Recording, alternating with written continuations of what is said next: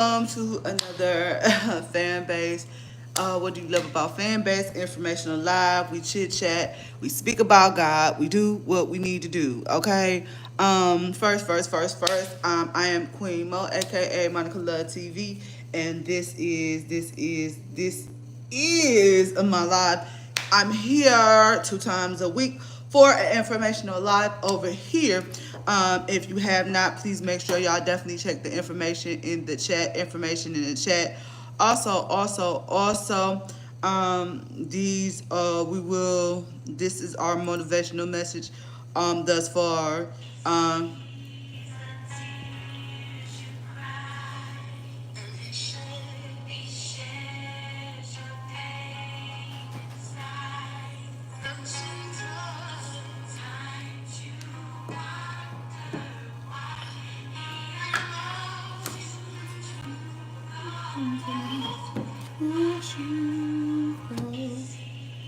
Okay, so that is our one of the topics that we're going to cover. We will be doing a live tarot card reading in this show. We'll be going over fan base. But if you knew, you knew. I am Monica Love TV, spiritualist. You know what I'm saying? A life elevationalist.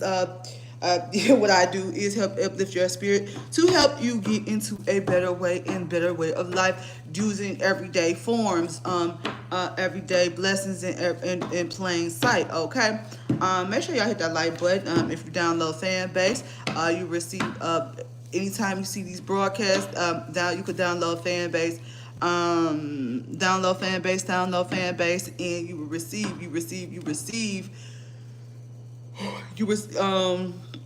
download Fanbase and you receive 100 loves anytime you see this broadcast. Once the broadcast over, next broadcast. So these two broadcasts receive 100 loves if you download Fanbase. Okay. If you subscribe to me, you receive 200 loves on the spot. Also for the people who want live tarot card readings over there on Fanbase, inbox me with proof of payment. On Fanbase. Okay. Fanbase, YouTube, your stuff is in the chat. Invest in Fanbase link and my link tree. We'll be going over that over the show. But the topic at hand I wanted to go over today was this topic right here. This statement right here. And these last couple of days I've been not doing videos. I've been recentering my energy. So while we're speaking of recentering our energy, let's go ahead and get some sage going on, because we need to sage this energy. Welcome. We need to sage this energy, because the topic we're getting ready to go into, guys, man, basically YouTube, and usually I come in with, type of music, some channel music that's been in the works, right? But no,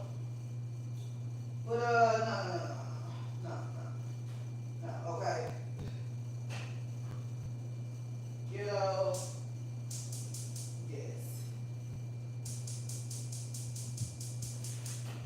I wanted to go over some messages, okay? So let's go ahead and get into these messages. We have to get some sage going on. Burn, you know what I'm saying? Let's get this energy off. Because this internet lady, ooh, child, this internet lady has been in a, thank you for the love. We are broadcasting live on Fanbase as we speak. So, Fanbase community leader. So, this topic today is gaining the serenity. Gaining the serenity for the things that you could not change. And understanding the wisdom, right, of when to let go. So for these last 2 weeks, for those who've been around, let's do a synopsis recap.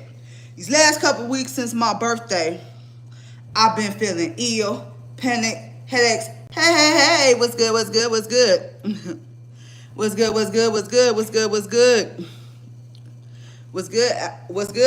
Thank you. Thank you for being a top fan.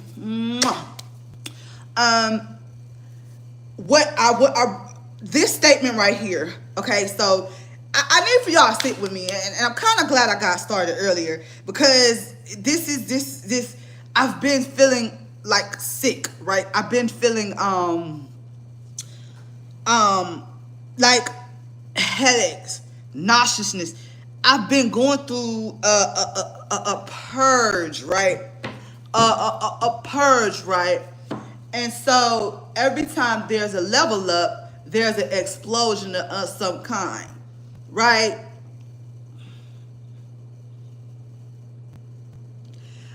You can donate to me. You can download Fanbase.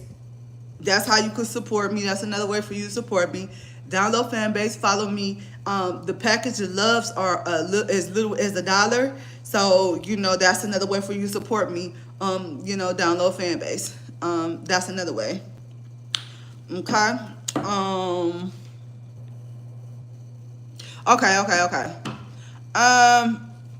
So this energy has been, I had to sage the energy, y'all. Come on. I had to sage the energy. You know what I'm saying? I had to sage the energy because, thank you, this energy has been trying to take me out, and I've been on a spiritual purge. I've been purging from things, places, food. So if you see me not upload over here, it's because I have been recentering and redirecting my energy force. And this statement right here is the truest statement of them all. It is the truest. Okay, thank you for stopping by.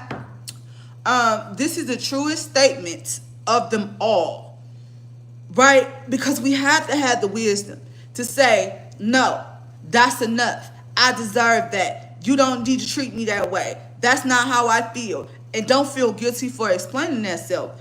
Also, holding yourself accountable. Like, yeah, I put myself in those situations. I didn't understand the red flags. And now that I see the red flags, now that I see the energy that's not centered, and now I see the energy, it's time for me to move on. But what they don't tell you is when you going through the spiritual purge, all right, see you tomorrow. Tomorrow's Friday, so we got a live tomorrow at 6:30. We got a live Friday evening hangout and chat. That's 6:30 live. See you tomorrow. We have to understand that when you're going through a spiritual purge, that shit hurts, right? When you're going through a cleansing of your spirit, your sacred chakra, your throat chakra, when you are able to speak up for yourself, learning how to stand your ground, knowing what values you, there's going to be pain involved in this. And a lot of times people don't want to admit that shit hurts. Okay? And by me stepping into leadership, period, this is something that I've always known in my spirit, that I was going to be. And one of the things that I've learned this week was posted this week is, don't nobody believe the way you believe, so just trust them at that and let that be that. And I thought that was the greatest statement ever, because we tend to put our expectations on people, and that's not their expectations for us. Things that you would do for somebody else, they would not do for you, but you expect them to do for you back. So, this energy this week has been phenomenal and cleansing. The self-discovery. See, what people don't tell you as you're healing,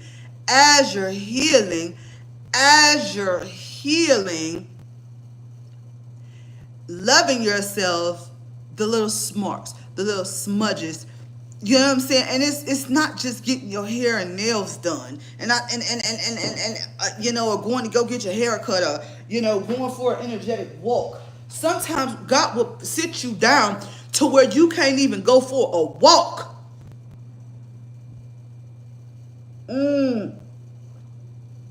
He will make you face yourself to where you can't go for a walk.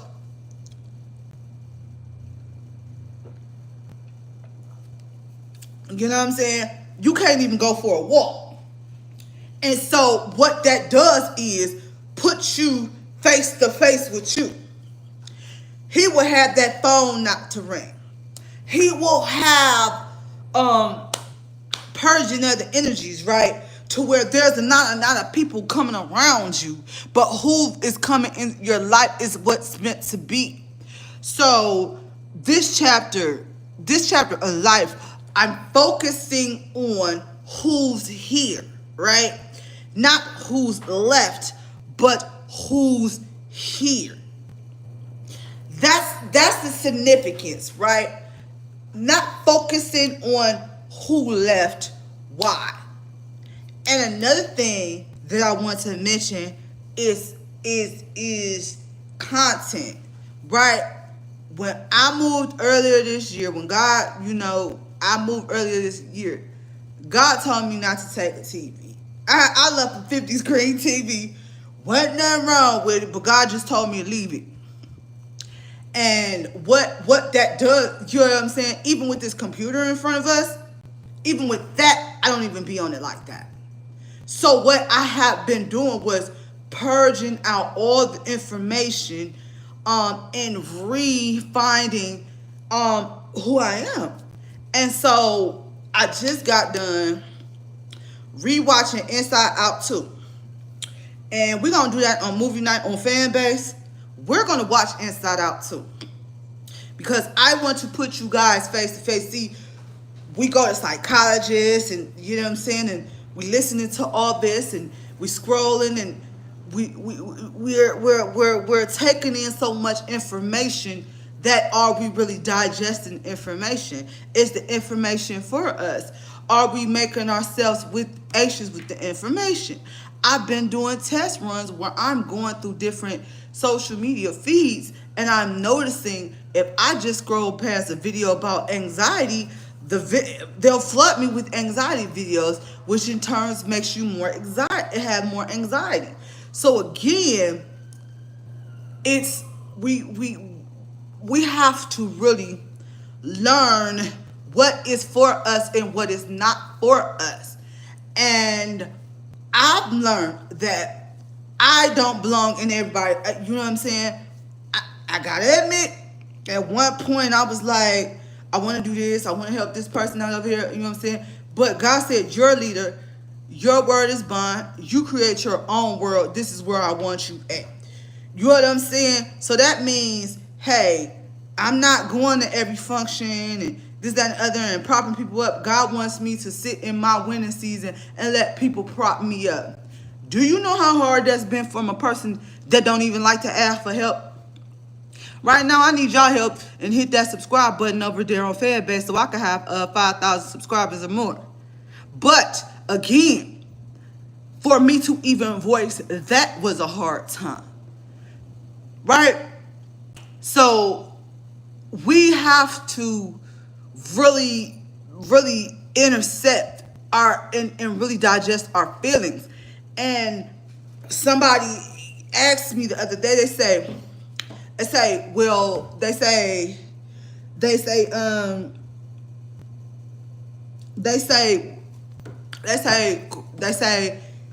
people not adjusting your content. I said, yes, they are. Yes, they are. The people that's meant to see what they meant to see and people that's not meant to see what they meant to see. You know what I'm saying? Like, somebody wanted me to talk about something in the past, and I'm like, no, we're not talking about the past. We're talking about we are changing our perception. We are changing our thought process. We are changing what needs to be changed, and that's ourselves. The only thing that we can control at the end of the day is ourselves. And I'm going to say this, and then we're going to get into the message, and then we're going to get into fan base. I'm not this it. My audio rooms in the morning are for us to listen and to digest. Because you see how much talking I do. I do a lot. So with that being said, let's go ahead and get into this message. Fanbase, if you want a reading, this is a prices for the live readings. Like I said, we just gonna pull a simple message. Because we're not getting into the mess. You know what I'm saying? We can't control them. We can only control us. Yeah. Knight of Swords.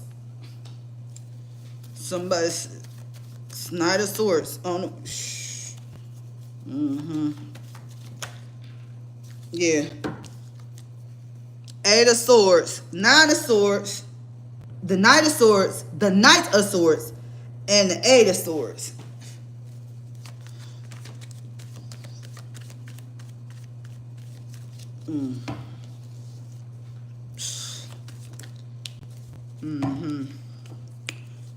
Knight of Swords and the Eight of Swords.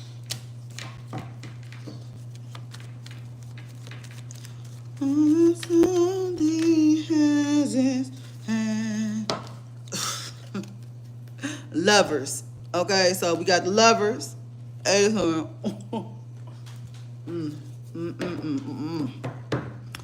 So some is blindsided when regarding the love.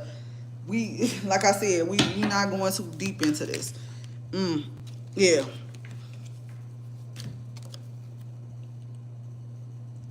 So some communication coming in fast regarding the house. Ooh. Clarified Eight of Swords. Somebody don't see this coming. What I just say? Coffin.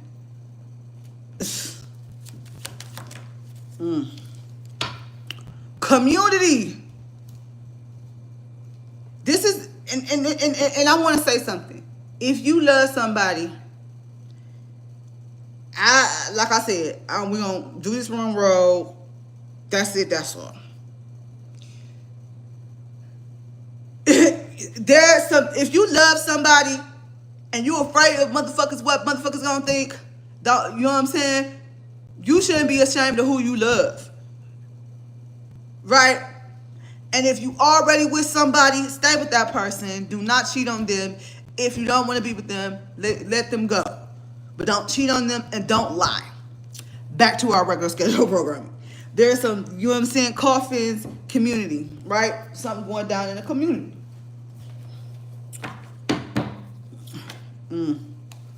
Yeah. Somebody thinking positive about a new start somewhere else. This has been in an energy. And I've been trying to avoid this. You know what I'm saying? I've been trying to, you know what I'm saying? If y'all notice, I've been pulling back on this energy. I have. I have. You know, I have. Clarify coffin. There's no resistance. Coffin to some lustful energy. Clarify community. Just not.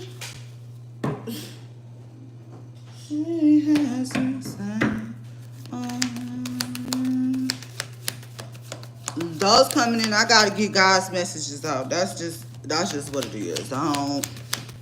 You know what I'm saying? That's just what it is. The community is laughing at this person that's being lustful. Okay? Let's get their true feelings. And like I said, we're not going deep today. Today is our peace. Today, we living in it now. Today, that's what we doing. Today, we living in it now. Period. Let's get...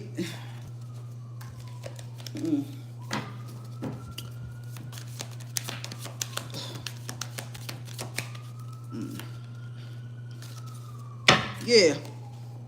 Karmic ties.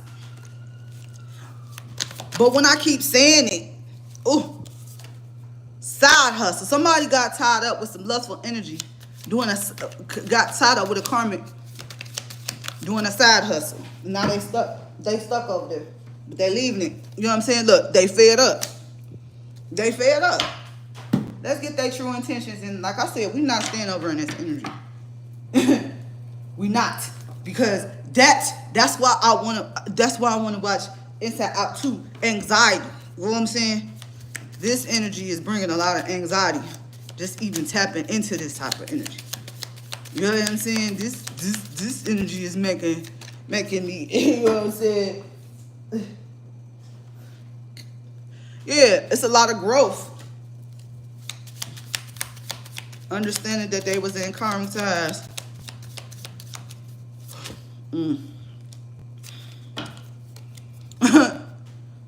Somebody was tricked, but they not no more. Fed up.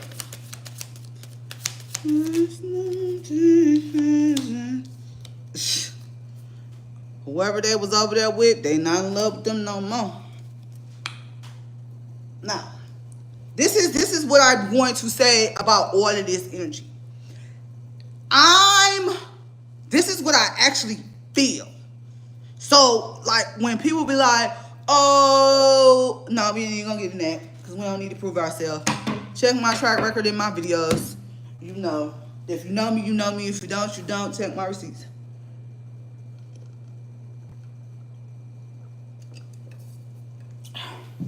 I'm not about to get, that's what they want me to do.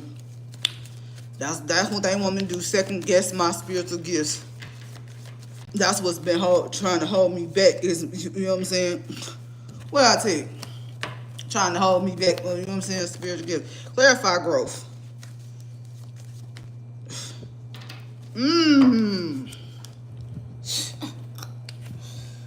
Yeah. Growth. Emotions. Their emotions then grew. Clarify tricks. Yeah. They walking away because there's no emotion over there. They was tricked. But let me tell you something about tricking. And that's speaking of oh my goodness. Love in reverse. It took a lot of planning. Like I said.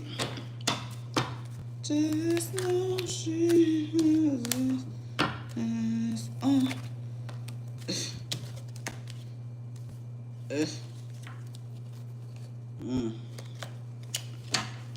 Clarify 10 of Cups. Yeah. A wealthy man is in love. Clarify 8 of Cups.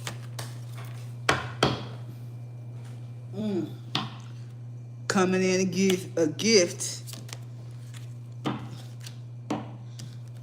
And this is took a lot of toil and labor.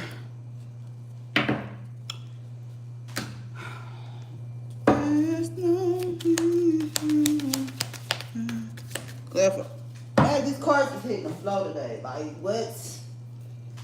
Be empathetic. This wealthy man is empathetic. Coming in, empathetic. Yeah, they come to give you a gift because they was feeling hopeless. Clarify toil and labor. We getting ready to go on ahead and get in the fan base. Yeah, to get away from a psychopath.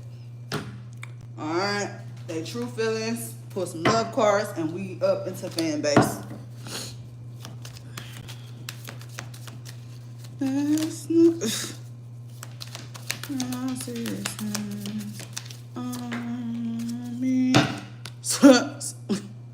Spell of love. Love spell, I'm telling you. Yeah. Clarify. Hopeless. Yeah. Feeling hopeless for turning their back on you. For a psychopath. Yeah.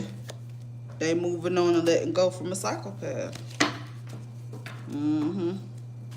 All right, let's get some love cards. Like I said, today we're not in this.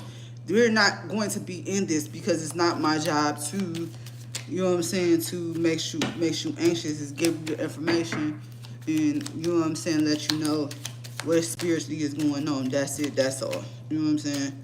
That's it. That's all. You talk to God for your spiritual clarity. Yeah, that was a karmic relationship. That love spell. Told you. That look, karmic relationship outdated. Yeah. Yeah.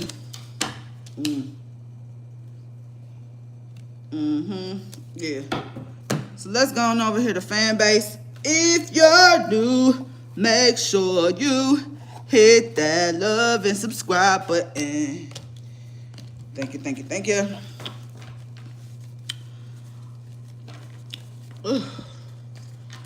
Oh, shoot, I got a headache, y'all. And that's another thing, too. I've been having real bad migraine headaches. I've been feeling nauseous. I've been feeling sick. Like, the spiritual attacks, like, I can't, like, when I go outside to try to get things done, I just, like, it's been an attack on me not even want to go outside, but I push myself outside 2 days a week to where your girl done lost. Your girl done lost almost 30 pounds. As of tomorrow, I've been lost 30 pounds in 3 weeks, y'all. And I done been in the hospital, so yeah. Oh, yeah. Your girl done lost 30 pounds, almost. So yeah. That's what's up. That's what's up. That's what's up. That's what's up. Okay. All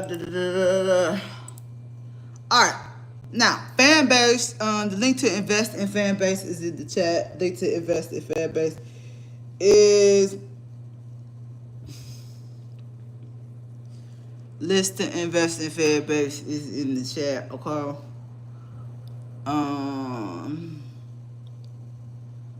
should put some ice on my baby.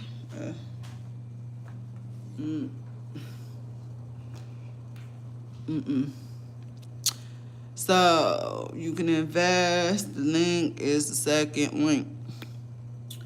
First link is my Fanbase link.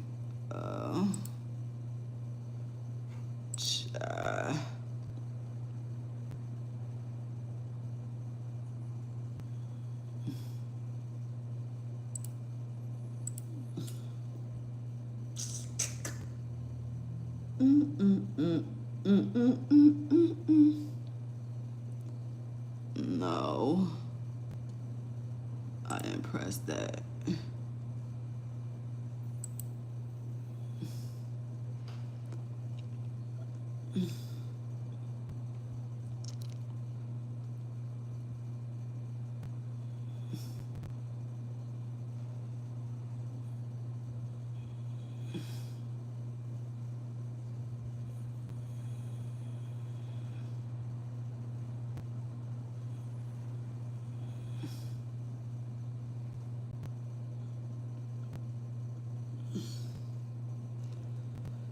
Okay, so this is the investment link.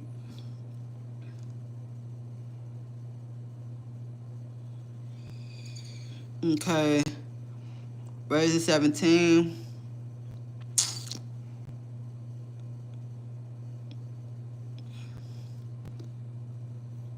Okay. All right, so this is this. Videos, flicks, stories. I am a Fanbase investor as well. Okay.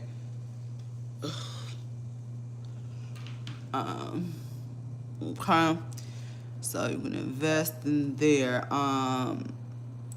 The different rewards tier. Okay.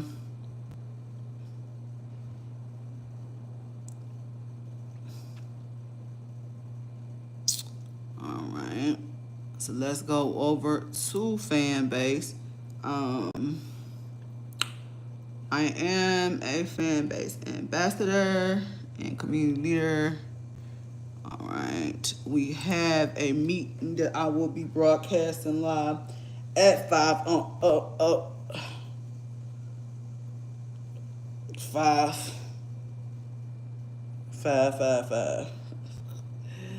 know what I'm saying? We'll be broadcasting this live in a minute. Okay.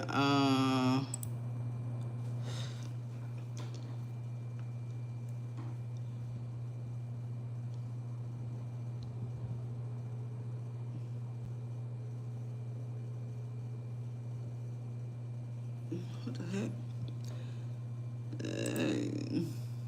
Every Wednesday at 9. Also, make sure you hit that subscribe button for your chance to win 1,000 loves. That's right, your girl is dropping them loves in that heart. And be sure to stay tuned to have your notifications on, because I'm definitely in the streets. What's up, everybody? This is Miss Queen Mo in the building. Yes, I'm in the fan base streets, and you know what time it is. We have movies, TV nights, game nights, also morning wellness check, Monday through Friday, Saturday movie nights at 9, women's group every Wednesday at 9. Also, make sure you hit that subscribe button for your chance to win 1,000 loves. That's right, your girl is dropping them loves in that heart. And be sure to stay tuned to have your notifications on, because I'm definitely in the streets. What's up, everybody? This is Miss Queen Mo. Okay. We have lives. I did a live yesterday.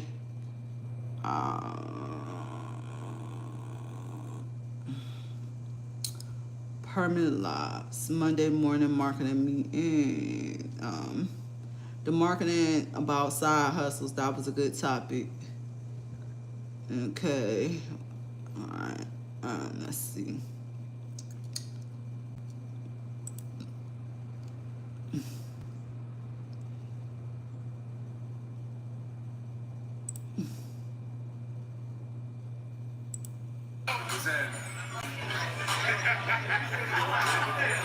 Hey man, listen, you're my guy right here. Hey man, listen, this is the guy. You feel me? Man, let's go to Fanbase. You're my guy though. I started my music journey with this guy right here, man. Yeah, money to go. Hey, we actually from that song, we got paid from Vince McMahon. WWE. Anti-Bank. On the back. Just off that. I'm on the whole Fanbase. I want to be the head guy on that.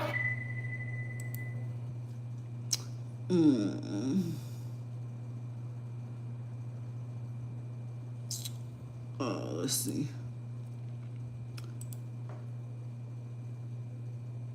Fan-based partnership program. If you are a business or if you are an organization and you want to link up with Fanbase, yeah, link up with Fanbase. That's what we're doing. Okay. The link is in my bio. Okay. What else? Fanbase Plus, you can upload 2 hours worth of content. All right.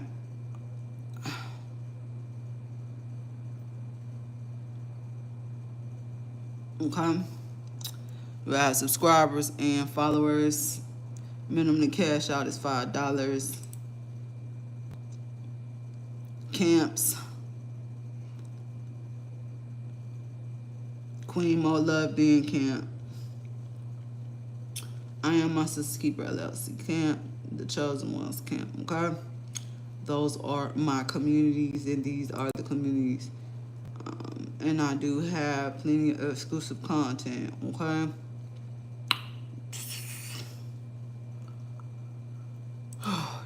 Wait a minute, hold up. We have, these are the audio rooms open. And yes, I have my audio room open, and you can watch on the web.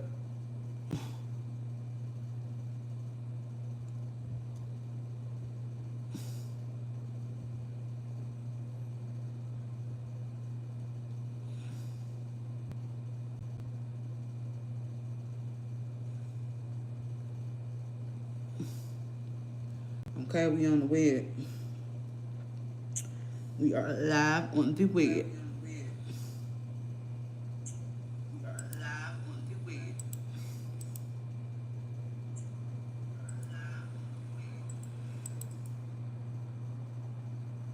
Okay.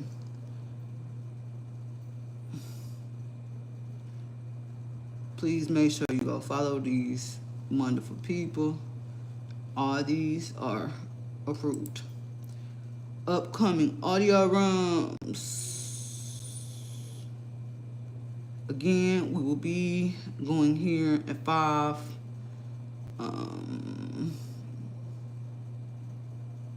Okay.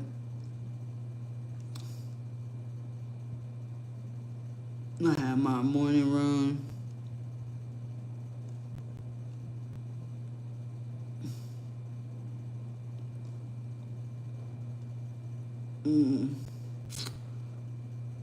Okay.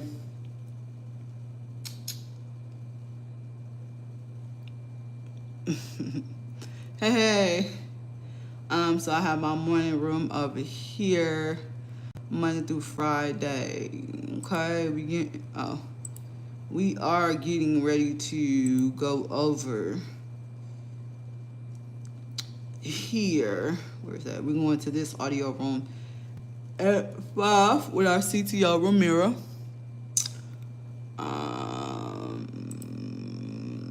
A chilling find after people are finding microchips. Okay, that was very spooky. It was cool because, like, when I got into the tech space, I started asking questions about the business first. See my face. The next thing, my face is on Fanbase right now. I created 2 classes. Right now, this is what I'm focusing on. Shares. This is all before I raised money, because I thought about, again, as a black person, I always have this like anxiety, like somebody's gonna try to steal my shit. So I trademarked the name. I remember that Steve Jobs was a brilliant innovator, but he got kicked out of Apple. I was like, how did that happen? And that's because he had a board, and then the board had board seats and voting shares and all that kind of stuff. I said, I don't want that. And then I saw that Zuckerberg had done that with Facebook, where they created 2 classes of stock, and he had the majority of the voting shares, so he could never get kicked out of the company. So I said, yeah, I want that. And then I said, okay, I need to build. So now I have the ability to go as far as I possibly can. And the only thing that's really in my way at this point now is money.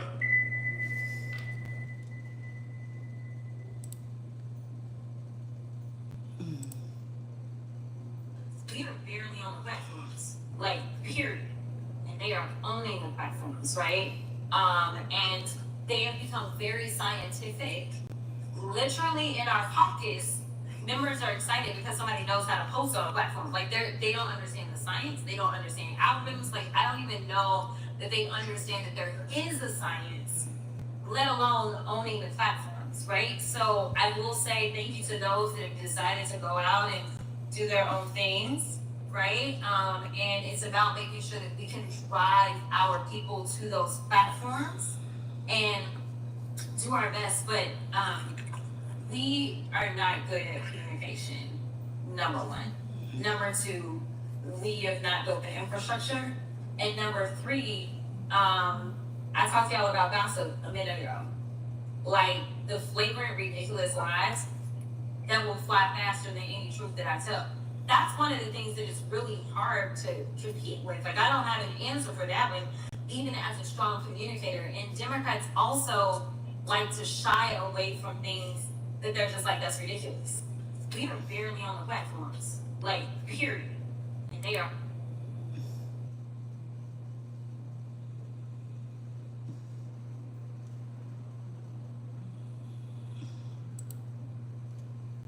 A chilling find.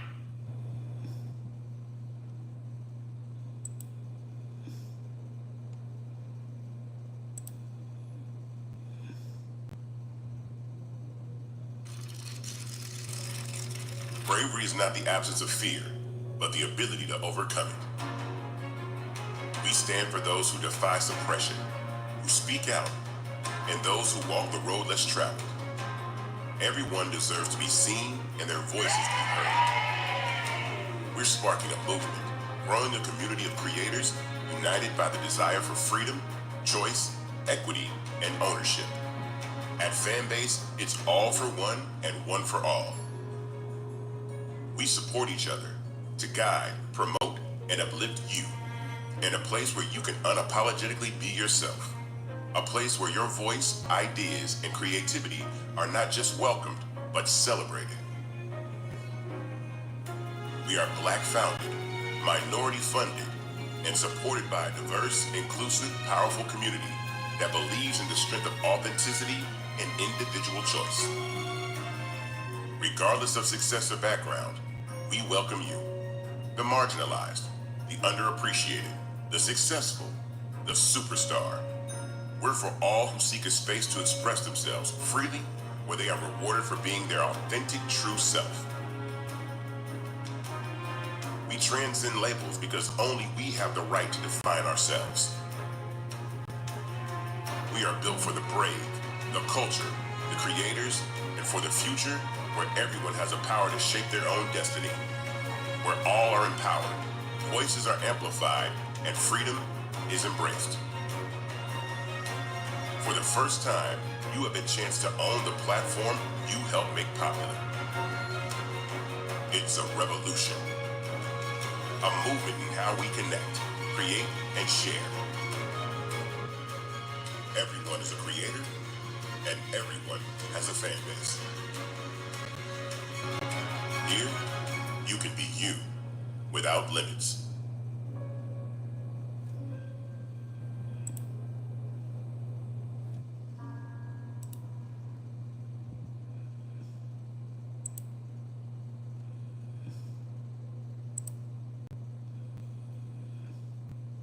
TikTok is going to be banned January 19th, 2025, and users are going crazy.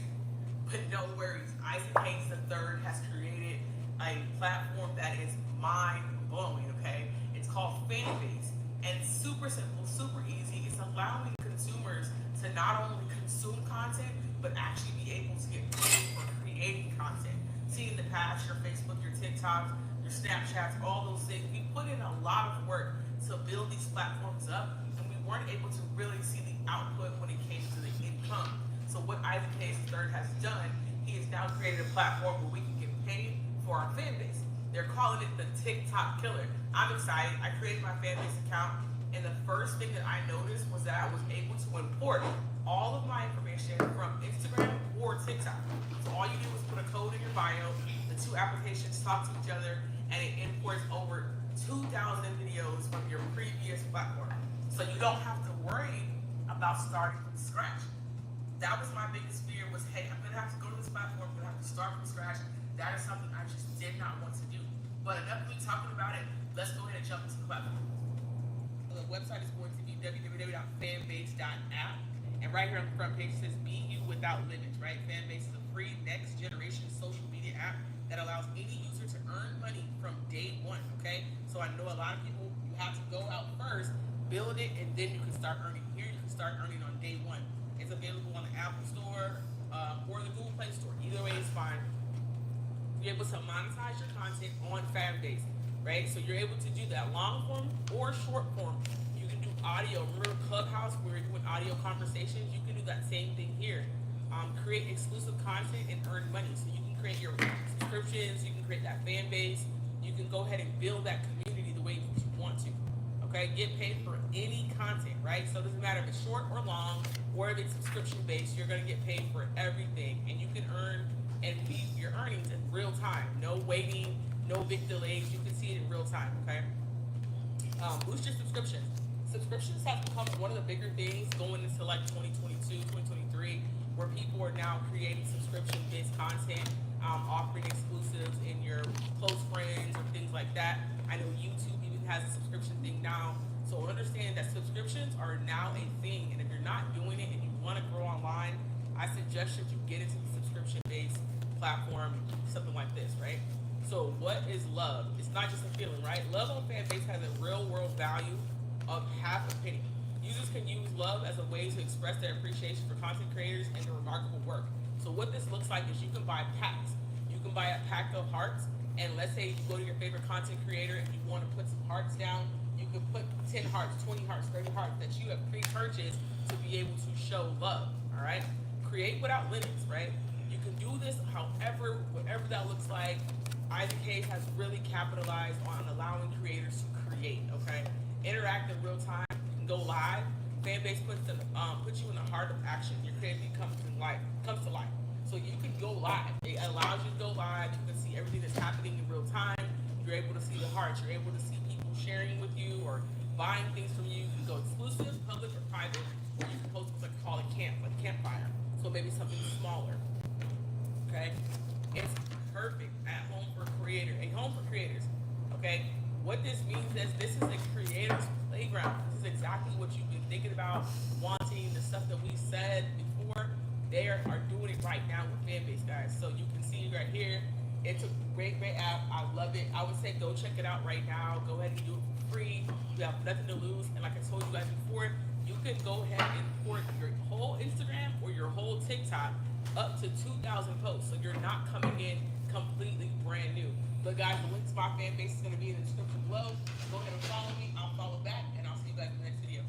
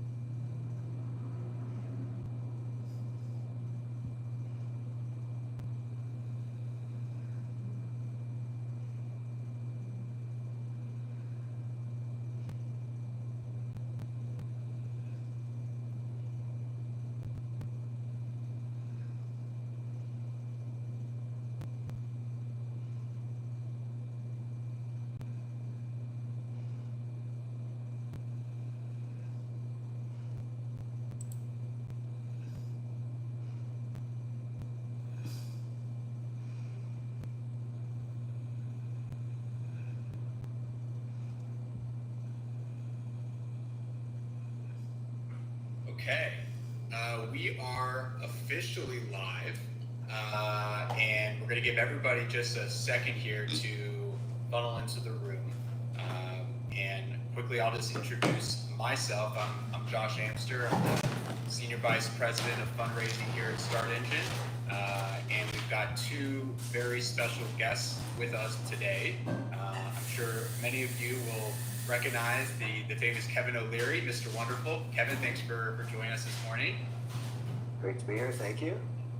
And then we have Isaac Hayes III. Isaac is the founder and CEO of Fanbase, who is the company that we are going to be focusing on for today's conversation. So, Isaac, thank you for joining us as well. Thank you for having me. Absolutely. So great. So today's conversation, we're going to go into a few different topics related to Fanbase and the social media industry as a whole. We are going to take some questions as well. So if you're in the audience, please feel free to submit questions to our team. We'll make sure to get to as many of those as we can during the course of our conversation. But I thought first, as a starting point, Isaac, if you don't mind just talking to us about Fanbase and why you started Fanbase and what it does, and then we can go from there. Yeah, well, Fanbase is a next-gen social media platform that allows any person to monetize from day one.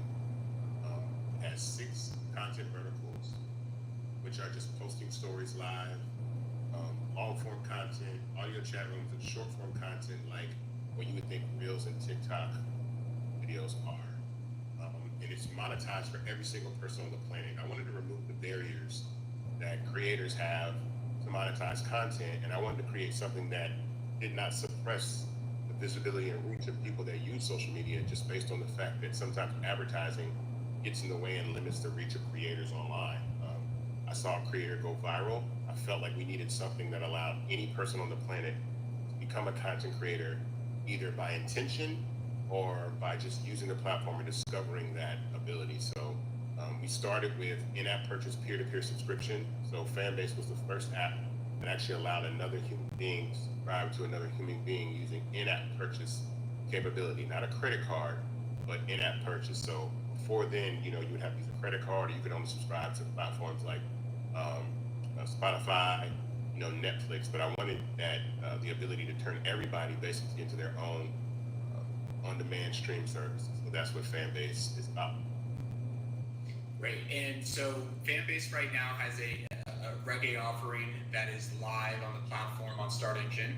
And as I mentioned, the company's raised just over $9.5 million in the current reggae offering, but a lot more in crowdfunding previously. I know, I think more than $8 million in prior regulation CF offerings. So in total, between everything, over $17 million in crowdfunding. So Isaac, what is it about crowdfunding that has attracted you to it, and why have you been so successful with it? Well, a couple things. It was a necessity at the time because we were kind of in COVID. We weren't able to move. But I also think that having a product already built, like we already had an MVP, I'd already paid for the platform to exist, and spent money building an MVP. And so I feel like when you're raising capital, people have something that's tangible and they can use and assess for themselves, decide if they want to invest their money in it. It's good. And I always say nothing speaks better for Fanbase than the product itself. It's not me, it's the amazing people that built the platform that continue to do that. And I know people invest in founders, but I also think that Fanbase speaks for itself when you actually use the platform. And it also builds in a community of people that want to help support and build something. Typically, offerings like this in early stage tech companies are available to accredited investors, angels, high net worth individuals. And so allowing people to have a shot to invest in a tech startup, which can scale, pretty large, I think is enticing for people, because a lot of people never get a shot at this type of situation. And so I think it's extremely advantageous that people really take a look at Fanbase and understand the opportunity that's in front of them. Because then you have advocates, you have people that actually support content creators that can actually own equity in a platform that they use. And a lot of people, there are quite a few people that have invested in Fanbase and already made back money that they've invested in Fanbase by using the app. And that's remarkable because it's doing the job it's supposed to do. Very interesting. Now, I know TikTok has been in and around the news a lot recently, and Kevin, you've been very involved in that discussion in the news cycle. Just a fun stat, since the TikTok ban that was in place, that helped Fanbase dramatically. I think almost $4 million was raised by the company since that ban was put into effect, and then obviously delayed. But Kevin, what is it that got you just interested in this space and looking at a TikTok purchase? What is it about the social media space as a whole that, from an investor standpoint, people should be looking at? Well, I would go back up to 30,000 feet and go back maybe 3 years ago, just pre-pandemic. I have over 54 private company investments in all 11 sectors of the economy. And we know pretty well, these are private, so what matters is revenue and free cash flow in each case. So we have a pretty good idea of where the pain points are in each business, no matter if it's insecticide or commercial kitchens for airlines or wireless charging. They have two challenges always. How do they acquire new customers? They call that CAC these days, customer acquisition cost. And how do they best spend their advertising dollars, ROAS, return on ad spend? Those are two metrics that have become within the nomenclature of every sector of the economy now. I don't care if you're Nike, you care about that. And social media in the last 3 years is the fastest growing spend for acquiring customers and maintaining communities. And so what's very difficult to do and I think Fanbase has achieved that, is to get some kind of critical mass to actually form a community that advertises to itself effectively. It says, look, this platform, I'm a creator on this platform, and I monetize on it. And it's worth my time when I get up in the morning and spend my 18 hours a day doing whatever I do. This is a giant digital community that has choices. It can go to any social media site, TikTok included, or Instagram, or Facebook, or LinkedIn even, or X, whatever, and monetize their business, grow their business, form a community, and figure out a way to live off it. It's actually turning into the fastest growing part of the economy in job creation. And even Congress has started to notice it because the market caps of these companies are over $1 trillion. So you have to try and find, from the investment perspective of this deal, if you can catch the wave early enough and it continues to get scale, because it's like almost like a supernova. It creates its own energy. At some point, there's the critical mass tipping point, and I think that's kind of the story here, and why it's, now, whether or not TikTok makes a difference. It may go dark on April 5th. We don't know, but this is achieving success while TikTok's still around. So every social media platform, if TikTok gets shut down, well, it'll be junk ball for users. So you want to have some level of critical mass the day that occurs, if it occurs, and nobody knows for sure what's going to happen here. But it does show you the importance of building a community where people trust the platform regarding their personal information and their ability to monetize it, because that's what got TikTok in trouble in the first place. And I think that's something that Fanbase is obviously taking to another level by turning their users into investors, right, through the equity crowdfunding solution.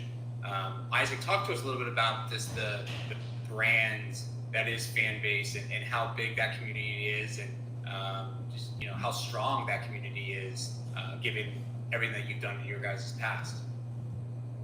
Yeah, so we have over 1.4 billion users on the platform.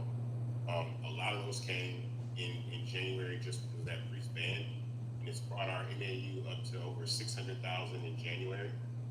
And so it's really brought a lot of attention to the platform and introduced people to options. I think another thing that really is attractive for Fanbase is the ability to migrate your content. We built something called a content migrator. So that's the ability to take all of your content, up to 1,000 posts from either Instagram or TikTok, and import them over to Fanbase. So it takes your profile picture, your information, your links, everything, and up to 1,000 posts, and brings them into Fanbase. So you're not starting from scratch. And another thing that's really attractive about that is Fanbase has a functionality called tipping, which is giving love, right? And so you can like something on Fanbase, which is absolutely free, but if you want, you can purchase this digital currency called love and tip people. And so from that perspective, you've instantly put all of your content in a position for it to be monetized, and people can do that. And I think what people will realize is that humans are transactional. We're generous. We will show support, and we will spend money on content that we do appreciate. And I think even a penny at a time, which a Fanbase user receives 50% of that revenue, can add up, because again, a penny doesn't seem like much until 1 million people give you one, right? And then it adds up. And that's just even where we are right now on the platform as we continue to scale. Just posting content, just regular posts, allow people to tip you, allow people to support you. And support is an important part of becoming a content creator. And so the brand of Fanbase is super inclusive. I built this platform to actually be a successor to the legacy platforms that exist, because I feel that I feel like no social media platform is immortal in the sense of relevance, because kids are always going to be on platforms that their parents are not on. And so as soon as my mom got on Facebook, I left Facebook and went to Instagram. And I have a 19-year-old brother who is nowhere on Instagram, because younger people are going to migrate away from older audiences. So what happens is platforms capture that audience, like TikTok, young kids, and then it starts to trickle up into the older generations, and then that becomes too saturated, and then the audiences start to look for somewhere else to go. So Fanbase is a great alternative in a way that I think I see the vision of what social media is going to be, especially with content. This is something that I've said even for the last couple of days. I feel like that people are consuming content through large social networks rather than traditional television, right? And I feel like in the future, the way that people consume content is going to be through platforms like YouTube, like Instagram, like TikTok. And whoever owns the infrastructure of those platforms that distribute that content have the ability to be trillion-dollar companies. Now that remains to be seen whether or not that is for Fanbase, but as Kevin mentioned, you have platforms like Meta, which are like, $1.7 trillion, right? And so it's really a great opportunity to try to build something disruptive, inclusive, and for every single person. We have questions from the crowd already rolling in here, and Kevin, there's one specific for you here that I think is somewhat relevant to what we were just talking about, and you talked about some of these key terms previously when you were speaking, but what are 3 things that you look for when you're investing in social media companies? I'm looking, number one, for scale. I mean, have they proven their reason to exist? Have they found their niche and they're growing it? So, there's a lot of social media startup ideas out there. There's probably 30, 40 decks floating around. 99% are going to fail. And sometimes it's just serendipitous luck that gets one off the ground. But I don't want to invest in an idea for social media because the probability of success is too low. I'd rather catch the wave after the platform has established its community and it's proven that it has a right to exist, so to speak. Because then the only challenge is, does the CEO have the executional skills along with their team to pour gasoline on the fire? Because once you understand why people come to you, your job is to get more of them. That's it.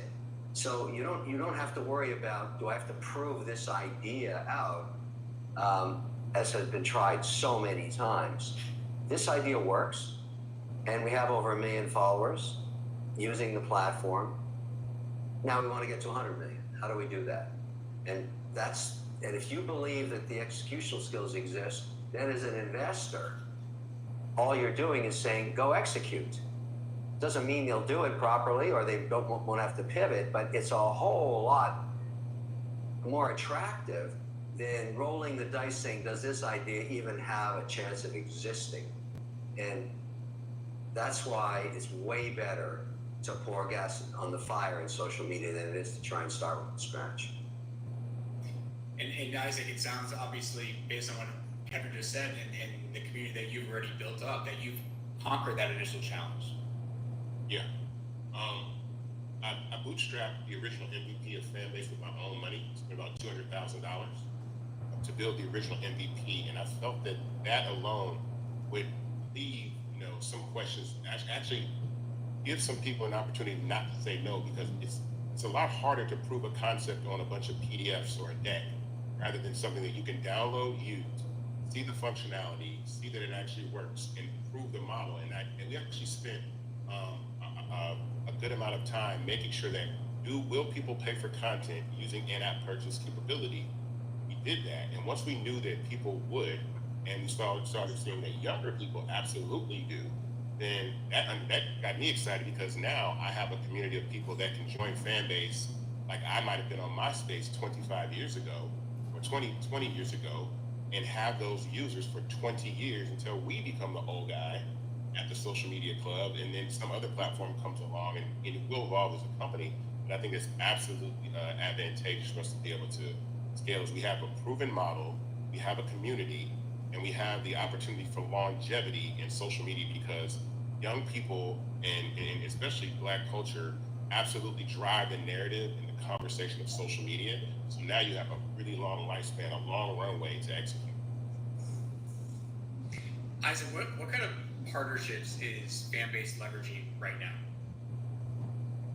Well, one of the things that we're really looking into is creative ways to actually do advertising. Advertising is a huge part of social media, and one of the things that I talk about not actually interfering with the user experience is partnering with brands. So brands are able to create partnerships with Fanbase to market and promote their concepts, even through audio, something we call brand audio on the web. And so we took our audio rooms, right, and we put them on the web, and that accomplishes a really good task. Number one, it allows a lot more people to listen to the conversation online, because it's available on your laptop, it's available on your phone without even having to download Fanbase.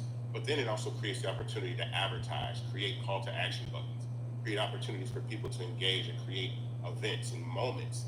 So we've been partnering with brands to be able to create that type of opportunity. So for instance, the ability for a brand to come on board and talk about a release and give people early access to things that they would not get. It creates this kind of FOMO about audio, because you missed the conversation that happened on Fanbase where people were talking about something that you really wanted to be a part of or talk to the creator or the producer of the film. We've had a couple films, a couple documentaries actually do things on Fanbase and audio. So our brand partnerships is really what we focus on for that. And then we have HBCU partnerships. We partnered with Apple's Propel for HBCU students right here in Atlanta, Georgia. And I think that's also critical because it gives an opportunity for young people to get a look inside of a tech company, to actually touch and be a part of something and understand what's going on under the hood and inspire them to build great things and great products and great software as well. I think we need to get Mr. Wonderful a Fanbase account so he can do his guitar jam sessions for the public and get some tips flowing in his direction. I think, Kevin, you probably would like that, wouldn't you? Yeah, I wanted to ask Isaac, by the way, I said this earlier before we went live, I'm a huge fan of Isaac Hayes. The album from way back, I think it was in the late 60s. What you're talking about. Yeah, I still have it on vinyl, and the reason it's crazy, I just played it a couple of nights ago for my kids, and they went nuts. They loved it. And so it just shows you everything old comes back again. So here it is. But I wanted to make sure that you, maybe if you can, I don't know about the quiet period, talk about how Fanbase makes money for Fanbase. Yeah, so how Fanbase makes money is we receive 20% of all revenue of in-app purchases, right, that come through. So every person, and that adds up per user, that gives us an opportunity. Users receive 50% of the revenue, Fanbase gets 20%, but also there's the ability to also do these transactions online on the web, right? And when you're on the web, that increases our rev share to 50% of what comes to any creator. So we have this online ability for creators to monetize that way, and Fanbase receives 50% of the revenue. And then on platforms like Google Play and the App Store, we receive 20% of that revenue. But again, when you're thinking of scaling this to tens of millions to hundreds of millions of users, that's a lot of opportunity for revenue as well. And then the in-app purchase part of even purchasing those loves, that digital currency, that way to tip, that's also. And then again, once we find and really build creative ways to make advertising possible without interrupting the user experience, that adds another layer of monetization. And then there's some other things that are built underneath that we haven't talked about in the future for other ways for the company to really make a large amount of money, revenue, just based on the way that we pay creators and how creators get paid, creative ways to do that as well. Kevin, as an investor, what excites you about the expanding social economy, and what kind of opportunities do you see within this space right now? It's growing faster than traditional media. In some cases, significantly faster. You always want to go as an investor to where the advertising dollars go. I mean, you got to look at it this way. You got over 300 million consumers domestically. They're awake maybe 14 hours a day. How many minutes of their eyeball time do you get, and where do they go? Because that's where the advertising dollars go to acquire them as customers. And we look at this data every Tuesday. We use every single possible form of media to advertise, from traditional, linear television to streaming services, to every single social media platform that can prove to us, a low CAC and a high ROAS. And so we're constantly looking. And so I just look at each Tuesday, what percentage of the spend of the aggregate companies across all 11 sectors is going where? And there's no question about it. I don't care who you are, if you're an S&P 500 company or you're just a startup selling insecticide. Digital spend, which used to be maybe 20% 7 years ago, is 50% now, and maybe going higher. When companies spend more than $50,000 a month, they tend to use remnant streaming and television for a portion of it. If they're under $50,000 a month, it's practically all digital. So Facebook, Google, Fanbase, TikTok, and whatever is working for them, whichever has the lowest CAC. You can watch this like an ocean of capital moving around, and it's huge dollars. It's huge dollars. And so, if you're just a traditional investor and you want exposure to this portion of the economy, You have to find companies like Fanbase and put them in your portfolio, along with other ideas too. But as I said earlier, you want it slightly de-risked. Did they prove they can get 1 million, people engaged on the platform? Doesn't mean they monetize all 1 million, but the fact that they have 1 million means there's no reason they can't have 100 million unless they screw it up. That's how it works. That's how traditionally it works. Whatever got the first 1 million should be able to get the next 99. You just need executional skills. And on that point, Isaac, one of the questions coming in from the audience is, how is Fanbase going to achieve that velocity, that growth velocity that Kevin's mentioned? What are the plans? Well, one of the things that we're focusing enormously on is retention. Retention is really, the key to scaling a community. Is once you find that perfect recipe of what holds people on a platform longer, like Kevin was speaking about earlier, is like how long people stay on these platforms. This is the battle for people's attention and eyeballs. Like the average person spends about between 30 to 36 minutes a day on Fanbase, right? And the amazing part about that is that's up there with platforms like YouTube, up there with platforms like Instagram and TikTok. I think audio is a real big addition to that holds people, because people are sitting on the platform all day having these audio conversations. So we're looking for that sweet spot of retention. So those are things that the functionality that people want, the functionality that people are used to, and then also being innovative, like really creating great product. Once you nail retention and got it, now you can market, because you know that no matter who comes in your platform, you're going to keep a percentage of those people regardless, because you got that retention recipe that just you rinse and repeat. You keep doing over and over and over again, and that allows you to scale. So right now, especially these next 2 quarters, as we close this raise, we're going to continue to focus so much and just really making retention super, super high. Amazing. And I guess, Kevin, Isaac, first with you, where do you see your industry going in the next couple of years? I know there's a lot that's going to be going on in the next couple of months, but just in the next 2-3 years, where do you see your industry developing? I think that people are wanting to consume content in a non-traditional manner, right? I think people just sitting in front of a screen and watching content is not how we consume content now. Now we want to have a little bit more immersive experiences. We want to be able to chat while we're watching the program. We want to be able to send this with our friends. We want to be able to take it with us where we go. And so I think that a lot of media companies are really going to focus their attention on social media platforms to distribute their content, because a lot of these legacy platforms are struggling to retain the attention of people. Like when you get to younger users, right, between the ages of let's say 13 to 24 years old, right, the younger generation, they're spending about 7% of their time watching traditional television. When you get up to 35 and up, it's 45%. So younger people are moving away from traditional television, and they're spending their time watching content, shorter versions of content. I always say that the TV guide of today is your DMs, right?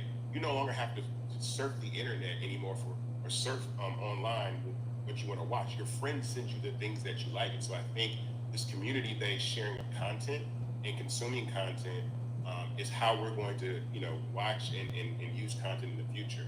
So that's what I love about Fanbase, because once you build the community, the functionality, depending on whatever media is there, and there's other media out there there's podcasting, there's other things that can be incorporated into a community.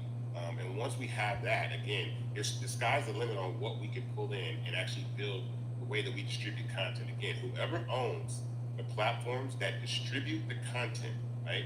So whoever owns a piece of the YouTube, a piece of the Instagrams, a piece of the TikToks, right? You're putting yourself in a position to have an opportunity to own part of a platform that can scale, because I don't see any other way that people are going to consume content other than through large social networks with their friends.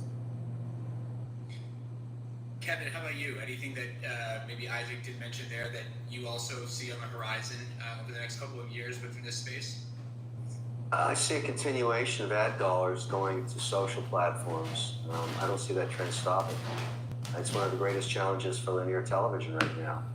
Everything's driven by ad dollars. Everything's driven by Can you attract capital that people want to invest in your platform to sell their product or service? That's the whole deal. That's what, made television what it was for over 100 years. And the fact that those ad dollars are pursuing other platforms at an ever increasing rate, not because they're experimenting, they're looking at it from the perspective of returns. So when you invest the $50,000 a week or whatever it is you're doing, and you're getting a 3.5 ROAS, that's pretty hard to get on television. So you continue to do it until you burn it out. And there's a lot of movement and flushing around, and people try to change their messages. And I think Isaac mentioned this earlier. You don't know what goes viral. It's impossible to do that. But there's so much technology now. We haven't even touched on AI that is now being applied to creating content that may be more viral as a result of just being more interesting to watch. And certainly our companies are doing that. They're all investing in that. Matter of fact, this tomorrow night I fly down to Miami just to deal on this topic to try and forecast ad spend by platform for the rest of this calendar year, and it's a lot of money. And we're just looking. We're kind of we're not emotional about it. We're just using analytical tools that we pay for, dashboards that we pay for that scan for results. We were watching this during the election. What platforms were working, and kind of tagging along with those digital spends. So this is a really, really big space, and it's not a small, idea anymore. It's a huge idea. And I kind of agree with Isaac that my kids don't watch TV, period. Like, zero. So they get their content many different ways, and move around until they find the community that they want to be part of. And they're fickle. And so you have to keep your chops up. You got to keep serving up what works. And there's lots of competition, but getting the first million, that's impossible. Once you have that, the rest is execution. I've said it 3 times. Yeah, and Fanbase has it. They already have the first million, so that's a major milestone to clear. Well, guys, I just want to thank both of you for your time and thoughts today. I think it's been a really interesting discussion.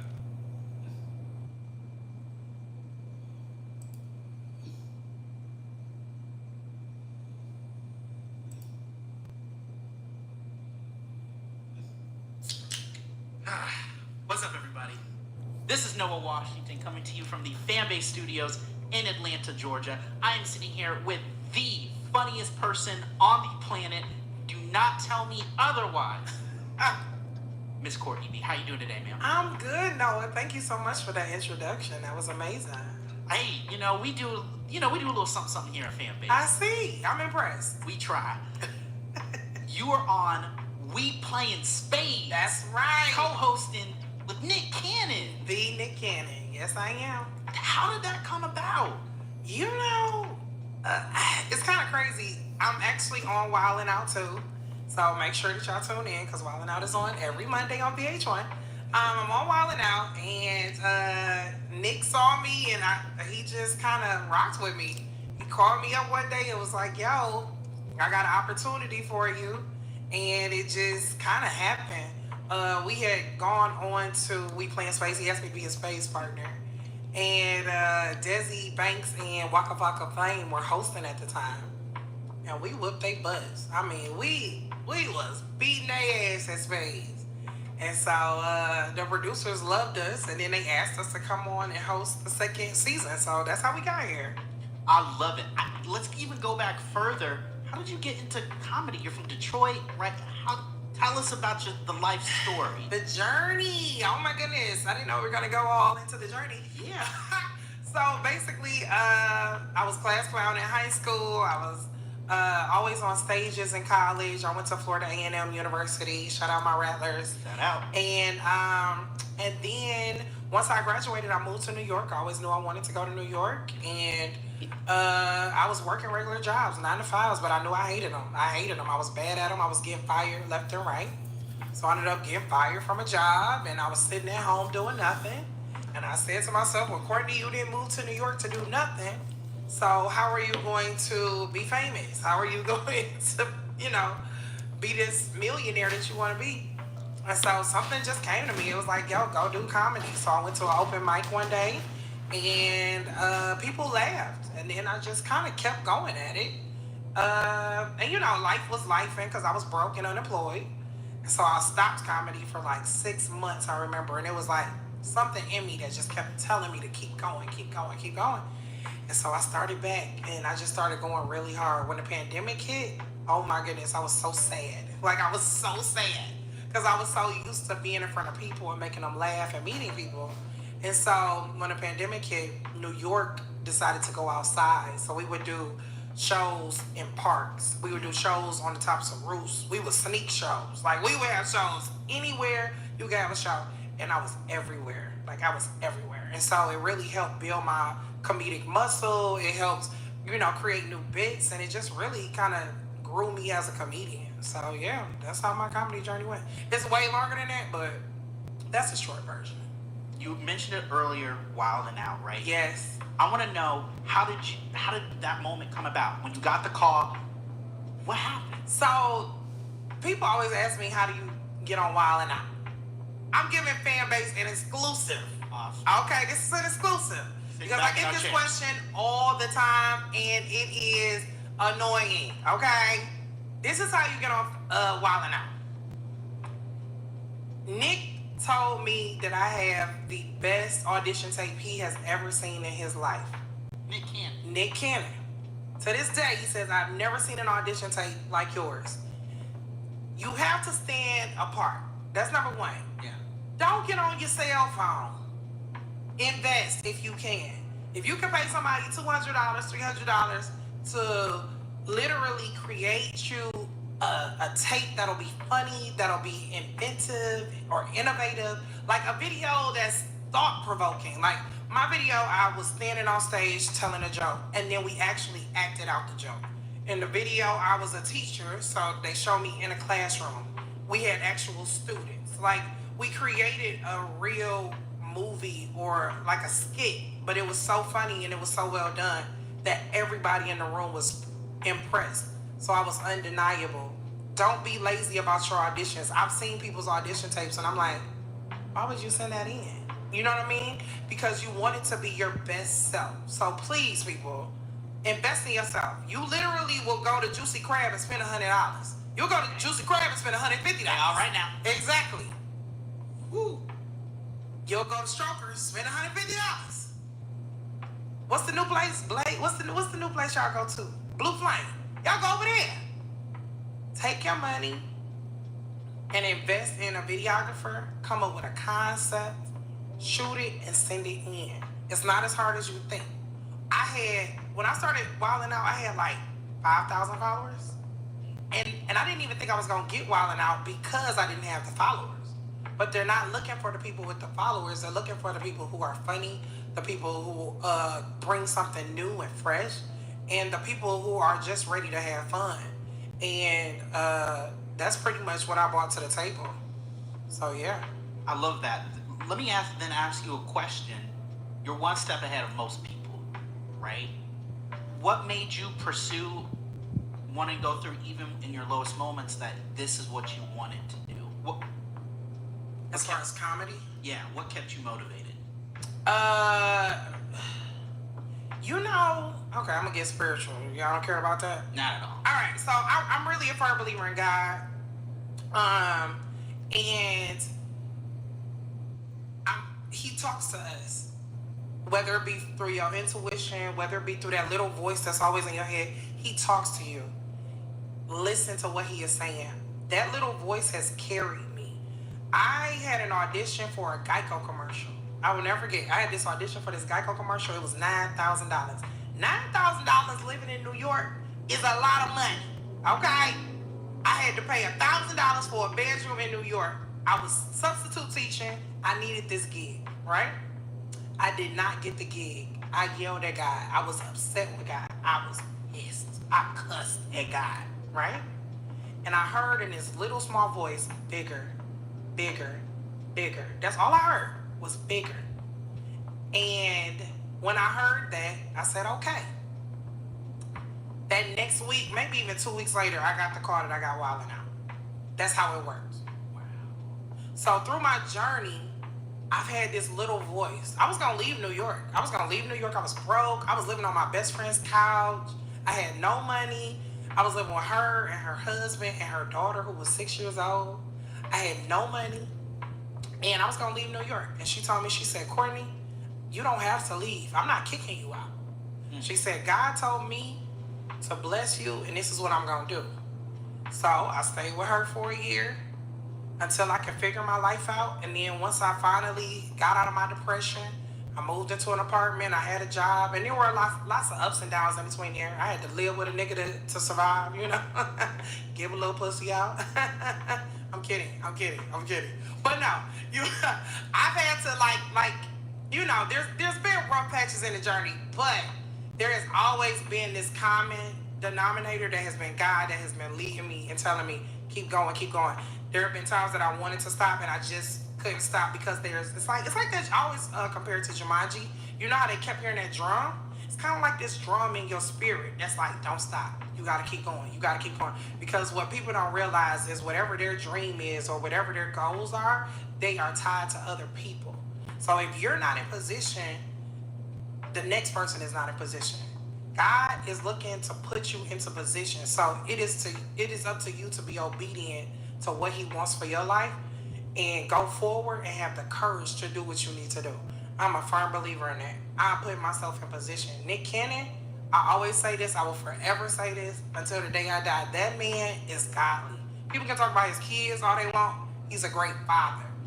He is a great person. God, I feel like God spoke to him and told him, hey, her. Because Nick Cannon could have picked anybody to be in this position. He could have. Justina Valentine could have been sitting here right now.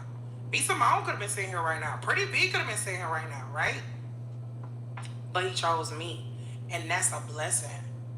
And I like I said, it's nothing but God. And he always said, he was like, yo, I chose you. I want you to be in position to go into new places and new spaces. Even Kevin Hart. Like, Nick and Kevin are like this. And Kevin always talks about the fact that Nick Cannon put him on Wildin' Out. Why? So Kevin can make money. In order to survive, in order to be a comedian, in order to be funny, you need help. You need to survive. You need to be able to pay your bills. And Nick Cannon has opened so many doors for so many comedians to be able to do that. So it's a blessing to even be sitting here with you right now, Noah. So yeah, that's that. Sorry, I went on a whole tangent. It is tangent. an honor and a blessing to be sitting here. An honor to be sitting here with you. My question is, how does all of that translate over from Wildin' Out over to we playing spades? Is the energy the same? So the energy is definitely the same. When you sit at our spades table, baby, we roasting you, we talking shit, we smacking cards on the table, and it's no whole bars. Like, we're literally like talking shit. Like, I want to know what the tea is. I want to know who you dating, who you fucking, and what you got going on. I want to know everything when you sit down at our spades table. The difference between me and Nick is Nick knows everybody that sits at our spades table because he's worked with everybody. But I don't know these niggas. I want to talk to everybody. So listen, come to our spades table, baby, because when you sit down at our spades table, we gonna give you an ass whooping, baby. You going home feeling sad and low and like you need to practice your spades game. Ooh, how would you rate your spades game? Oh, I'm at like a good 98 percentile. 98, easy. Y'all playing 2 hearts, 2 clubs, 2 numbers, 2 spades? No, we not doing joker, twos. We doing. Oh, she knew the terminology. We know terms. For those of you, that was. From Detroit, everybody say ain't different in Detroit. I don't know. You know what? So we had to simplify it for the show. So we're just doing aces high. Ace is high. Just because some celebrities do come in and they don't know necessarily how to play the game, which is crazy. They black card need to be revoked. But I do understand that black people do not teach other black people how to play spades. You don't know how to play. It's like, Yeah. It's like they so don't have funny. time to teach you. I know, it's really a thing. So, you know, we try to simplify it and make it easy for a lot of the people that come onto our table. I love that because what you just said, I was just like, whoa, Yeah. it's intense there. Oh yeah, we have a good time. We get crazy, we get intense. We have some of the best celebrities on the show. We just had Tiffany Haddish, Miss Pat, DDG, Whack 100. I mean, there is a plethora of people that come and sit down at our table. We have Pimpin' Ken. You don't know who he is. He's like a real live pimp. Like, he had some hoes come in with him too. What? Yeah, quite entertaining. So y'all make sure y'all tune in till we play spades because it gets crazy at the table. Just like your family barbecue. Sometimes, you know, people flip tables. Whew. Who's been the most intense player so far? Kevin Hart. Kevin Hart? Kevin Hart. Would you invite Most him back? intense player. Would you invite him back? Hell yeah, it's Kevin Hart. And I will put money on the table next time. Put some money on the table. We put money on the table with DDG. You gotta watch the episode to see how that ended. We put some money on the table with that one, baby. How much would you put on the table with Kevin Hart? I only got $20. I'm putting 20 on Kev. Ooh, you can give Nick 10. Well, see, really, split. Kev would give me. Kev would have to give me like a good 50 stacks. But if I would give him 20, and I feel like he would understand that because he rich, sure than me. You know what I'm saying? My final question for you is, you've just told us the journey about you being a creator coming up, getting your way in the world. How important is creators' rights to you? I'm really big on intellectual property. Yeah. So you really don't. So if you go to my Instagram page, which is bad, because they tell you all the time, they like, Courtney, you're a comedian, you should post your content. I'm a stand-up comedian. I always stand on that. I've been a stand-up comedian for 11 years. Yeah, 11 years.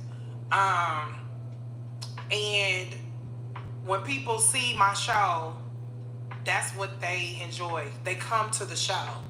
So the idea of putting my content on Instagram or putting it on TikTok for millions of people to see doesn't necessarily resonate with me because I do know that people are out here stealing people's content. People are out here taking jokes and then, you know, changing a couple of words and then getting on stage and making them their own. So I'm very protective of what I create. So if you want to see me perform, you have to come to a live show for Courtney B. And anything that I do put on Instagram is like crowd work, which isn't really a joke. It's just my crowd stuff. But I mean, you pretty much have to come to a show to see what I have. And I think it's important for creators to protect their work because the internet makes it so easy for people to take your stuff. And I think it's a shame that as creatives, that's something we have to worry about. Because I would never think of taking somebody's anything. You know what I mean? That's theirs. They worked hard to create it. They worked hard to think of it. I think it's only right that we should respect each other and respect each other's space and creative processes. And yeah, just get more creative. I mean, there's so many avenues we could all take. So I love it. Let the people know where they can watch. Listen, make sure y'all tune in to We Playing Spades on Wondery. Make sure you tap in on Wondery's YouTube, okay? And make sure you listen on the Wondery app, all right? And yeah, make sure y'all follow me. I'm on the Instagram, at The Real Courtney B. And on TikTok at The Real Courtney B. So yeah. All right, everybody. We are out.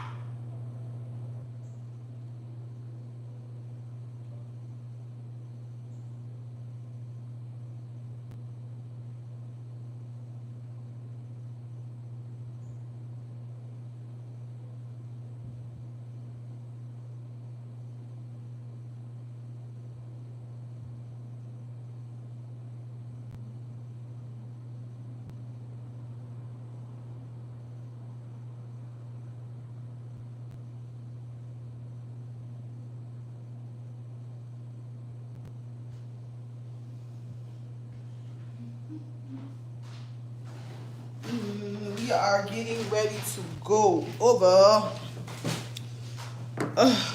Child. Got a couple more minutes. See. Audio.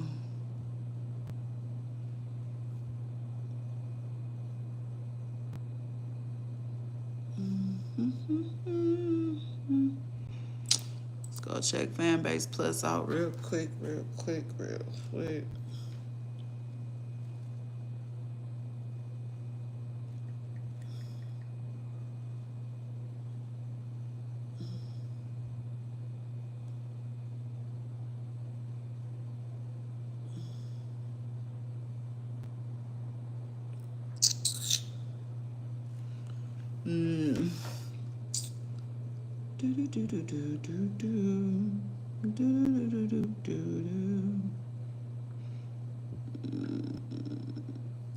See what Roland Martin talking about for a couple minutes. What time is it? Let's see what Roland Martin talking about.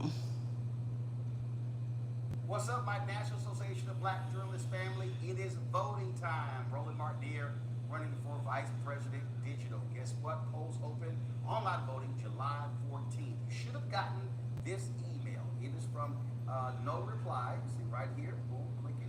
No Reply at eballot.com telling you how you can vote. So this is the ballot right here. Check your folder. Check your spam folder for that particular email. Now, when you click that email, it's going to take you to the website to cast your ballot. And this is what this looks like. You see it right here. Cast your ballot. You see it right here. I'm supporting Aaron Haynes for president, but right there, Vice President Digital. All you do is click my name. Y'all know exactly where I stand. The issues that matter to me: creating a content creator university, monetization, and active advocacy of the organization for NABJ, live streaming our board meetings, as well as doing more live streaming at our conventions, and also bringing big names and raising significant funding to fund our endeavors. That's why I'm running. I want your vote. Cast your ballot today. You have until August 8th. Okay.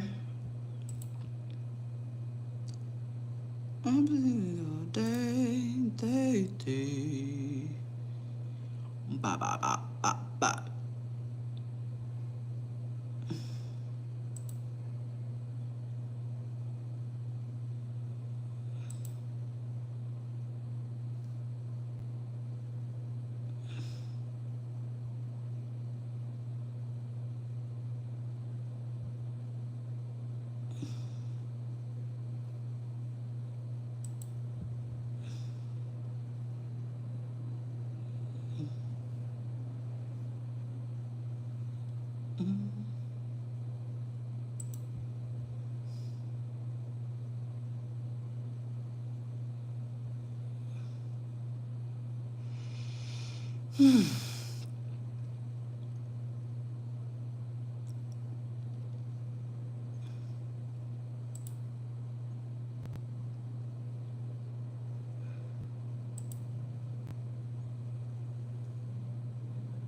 Since November 5th, Bitcoin is up 30%, Ethereum is up 37%, Solana is up 34%, Dogecoin is up 57%, XRP is up 102%, and XLM is up 435%.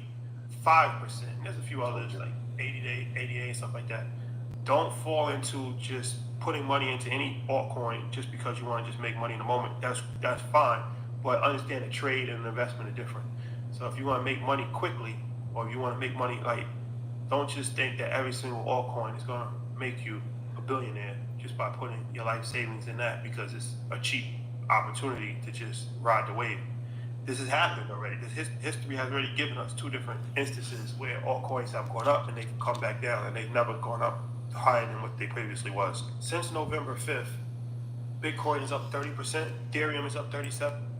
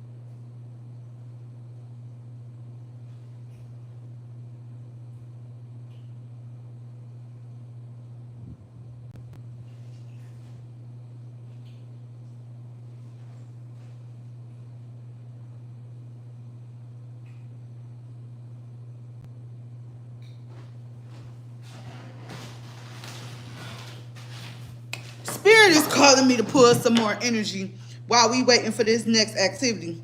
Because it's just like it's just something in my spirit it's trying to mess with me like right now. Like for real, let's pull some more energies real quick.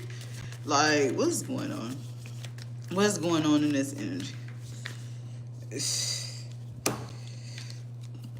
An emperor. What's going on?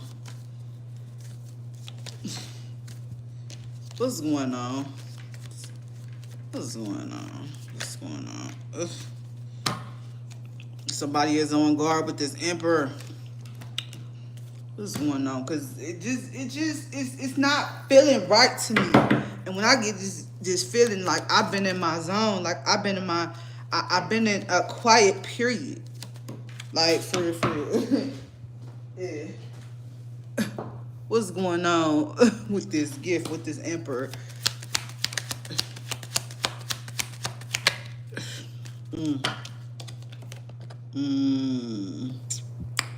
Somebody is on guard and expecting something to happen. Yeah, let's get some true emotions out here. Cause this is beyond perplexed.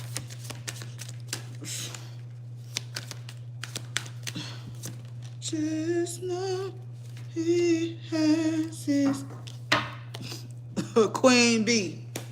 Okay. Just know it. Miss you. So somebody, emperor is missing you, but you're on guard and expecting this to happen. You know what I'm saying? Missing the queen bee and want to come bring her a gift, but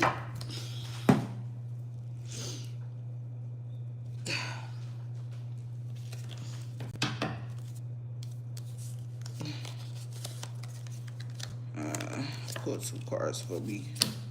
Go to the next activity. Hit that like and that please subscribe. Thank you kindly. Let's show attention.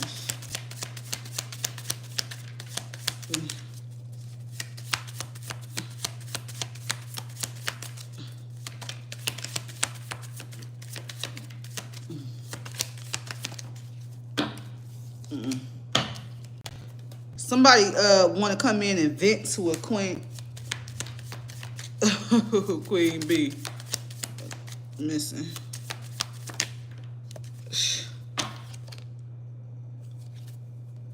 About health. Missing you. Okay.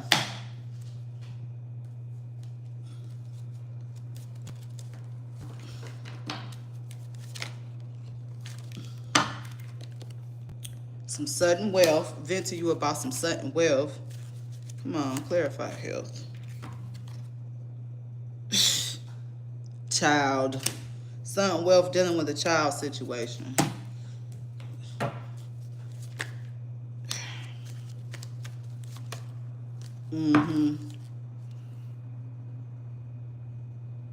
Wanna give you their heart. This is going on, child situation. The devil.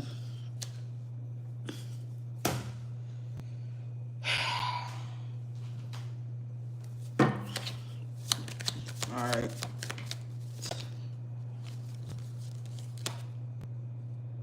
They want to tell you about some fairy tales. They gave their heart to somebody that was fairy tale and it was illusion.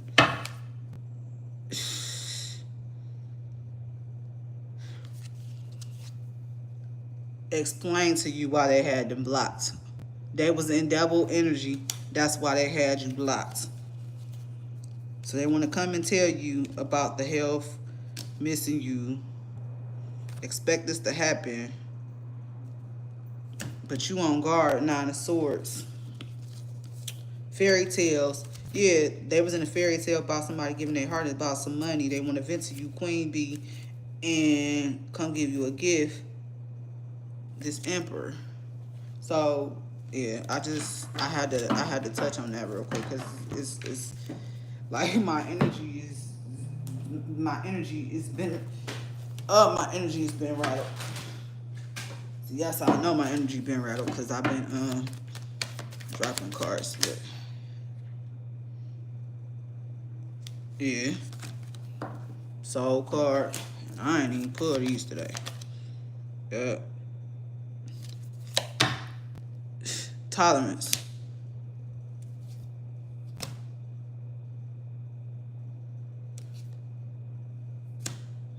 So they had to block you for this other situation. I'm telling you, boy, we just gonna do better.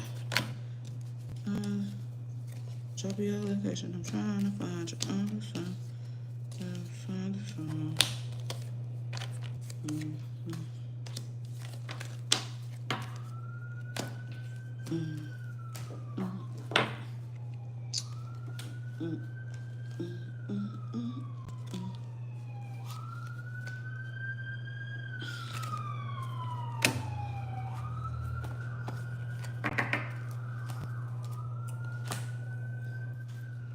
Dropping your leggings, trying to find you.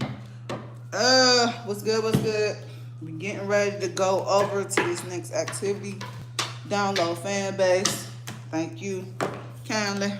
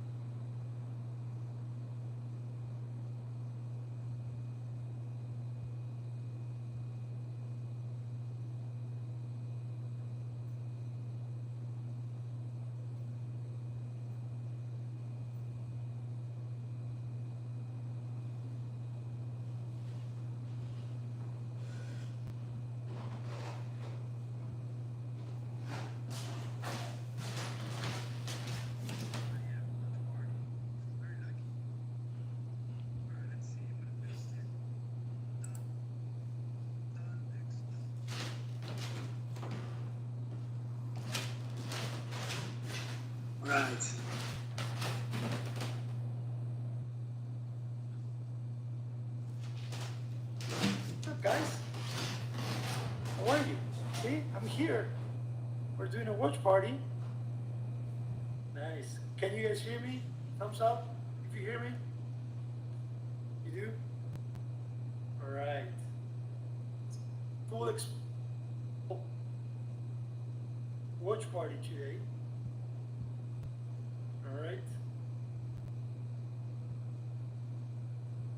Where am I? Welcome, welcome, welcome. We're gonna get started soon. There you go. All right. Trying to do a watch party here. Copy link, done. Let's go in here. What's going on, guys? Welcome, welcome. Ooh, Faith is joining my watch party. I feel very lucky. All right, let's see. I'm gonna paste it. Done. Done. Next. All right.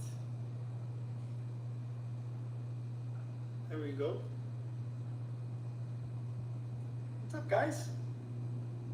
How are you? See, I'm here. We're doing a watch party. Nice. Can you guys hear me? Thumbs up if you hear me. You do? All right. It's gonna be a full experimental watch party today. All right. Sorry. Always. Thank you, Fefi. I like that. All right, guys, we're gonna wait a few more minutes and then we'll get started. Welcome, welcome. I see people joining. Welcome, welcome to Fanbase. We're also doing a YouTube stream, watch party. No fancy cameras today. Andy came and asked me, and he said, Rama, do you want me to can give visibility? And I do this so I can give visibility on everything that we're doing, and also to create a space where we can have a conversation. Okay, and I want to hear from you. I want to hear what you like, what you don't like, and also, you know, try to answer any questions you might have. We have users that have been with us throughout the entire journey. We call them OG users. We have new users that joined today and they're still trying to figure out Fanbase.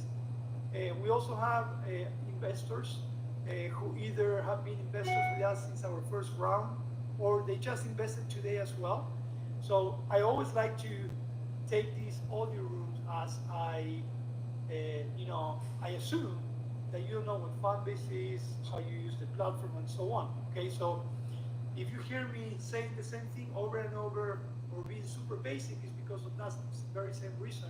We have different type of audiences, and I want to make sure that we can answer any questions at any level. Okay, so with that said, my role as a CTO is to oversee the product development of Fanbase. So even though you see me every Thursday, or you hear me every Thursday, I have an amazing group of folks and professionals that are behind me, from product, business analysts, Scrum Master, UX, UI, iOS, Android, API backend, QA, tech support. Really an amazing team that is helping us make a difference day by day, sprint by sprint.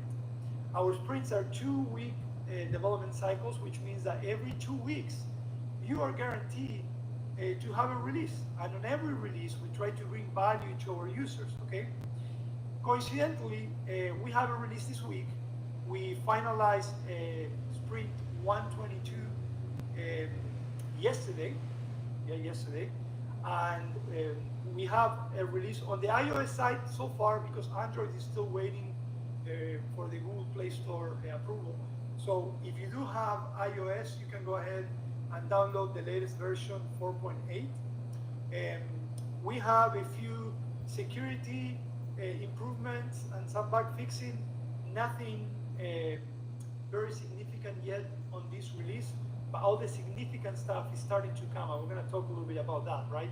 So Spring 122 we finished. Version 4.8 is available for iOS. Hopefully today they'll approve Android, and it'll be available for Android as well. if not tomorrow, latest I would say Monday, right? Again, we don't control how much time the app stores take to approve. Usually the Apple Store is a little bit quicker than the Google Play Store. All right?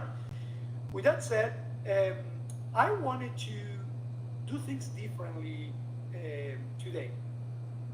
Because let me tell you, we started a new program in Fanbase called Fanbase Inside Out, where every single team member in Fanbase has to become a product expert. Okay? We don't want our developers or even our marketing people to be really great at their skill set, which is marketing and development.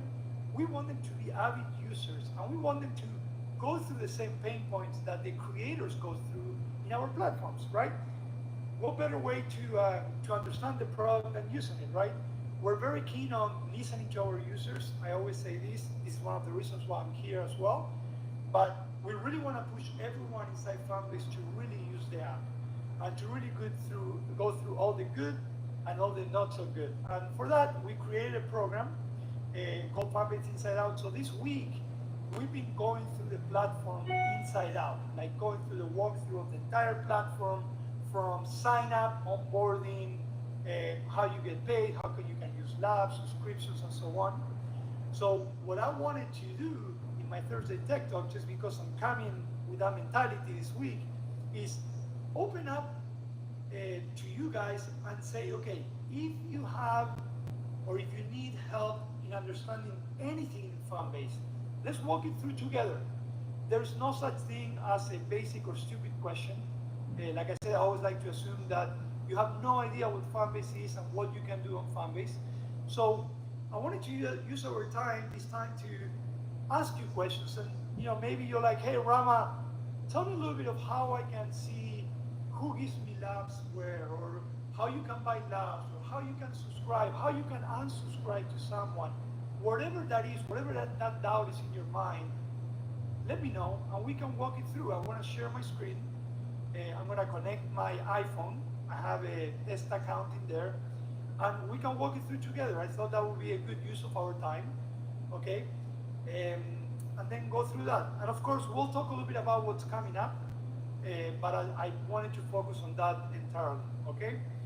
Let me, while I do this, I'm going to go ahead and open my Fanbase app on my so I can see all the questions that you might have. And if you didn't know, you can have Fanbase app on your MacBook Pro if it's an M1 or above. Okay? All right, let me see. What's up, guys? How are you? Someone said Android App Store is the easiest. iOS takes forever to approve. It depends. It depends on who you are, how complex is your platform. In our experience, the Google Play Store usually takes longer to approve than the App Store, okay? And there's a lot of variables that plays into that, so some of you might have a better experience with the Google Play Store, and I understand that. All right. Good, I'm glad you guys like it. Yes, Fanbase Inside Out. And everyone will get certified at every skill level. I think that's a great way to keep everyone excited and the notes of their platform. Okay? All right. With that said, I'm going to have to play with my cables because I actually have an extra cable here, so that might work. I'm going to go ahead and share my screen. See the entire screen, boom. All right, can you guys see my screen? Let me see. Yeah, and you guys see it, perfect. All right, I'm going to go ahead and connect my phone, my iOS device, so you can see my phone in real time. The reason why I'm not using my MacBook Pro app is the experience when you're trying to create content is not the same. So there's no better way to mirror your iPhone than connected through a cable. Even if you use the native mirroring that the MacBooks have today, it doesn't allow you to use your media gallery. And so I'm going to go ahead and set that up. Give me a second. I think after this week of doing Inside Out and sharing my phone, I'm becoming an expert on this. New movie recording. I'm gonna select my phone. Boom. There we go. And then I'm bringing it here. And I think shortly you're going to see, there we go. So what you're seeing on my screen is the actual Fanbase app on my iPhone device, okay? This is a mock-up account, okay? So you're gonna see that I don't have a lot of followers. I have some labs that I bought as well, but here I am. I know the product inside out. I can tell that. And even the good and the not so good of the product. So this is your chance sorry, I'm seeing, screen sharing, the volume is low. Let me see if I can control the volume on my Android device. Give me a second. I know that you can, let me see, 3 dots. Let me try this one. 3 dots. Oops, no. What about now? Is that better? Okay. I'm hoping you guys can hear me. If you hear me low, just do the effort, but okay. You can, you cannot. Okay. Well, I mean, we're doing a lot of things here. I'm using an Android device. I'm doing a YouTube stream through Watch Party. I'm sharing my screen. So, all right, let's see. Perfect. First question came through. What phones are people having issues using Fanbase? So it's usually the older versions, okay? Especially on the Android side.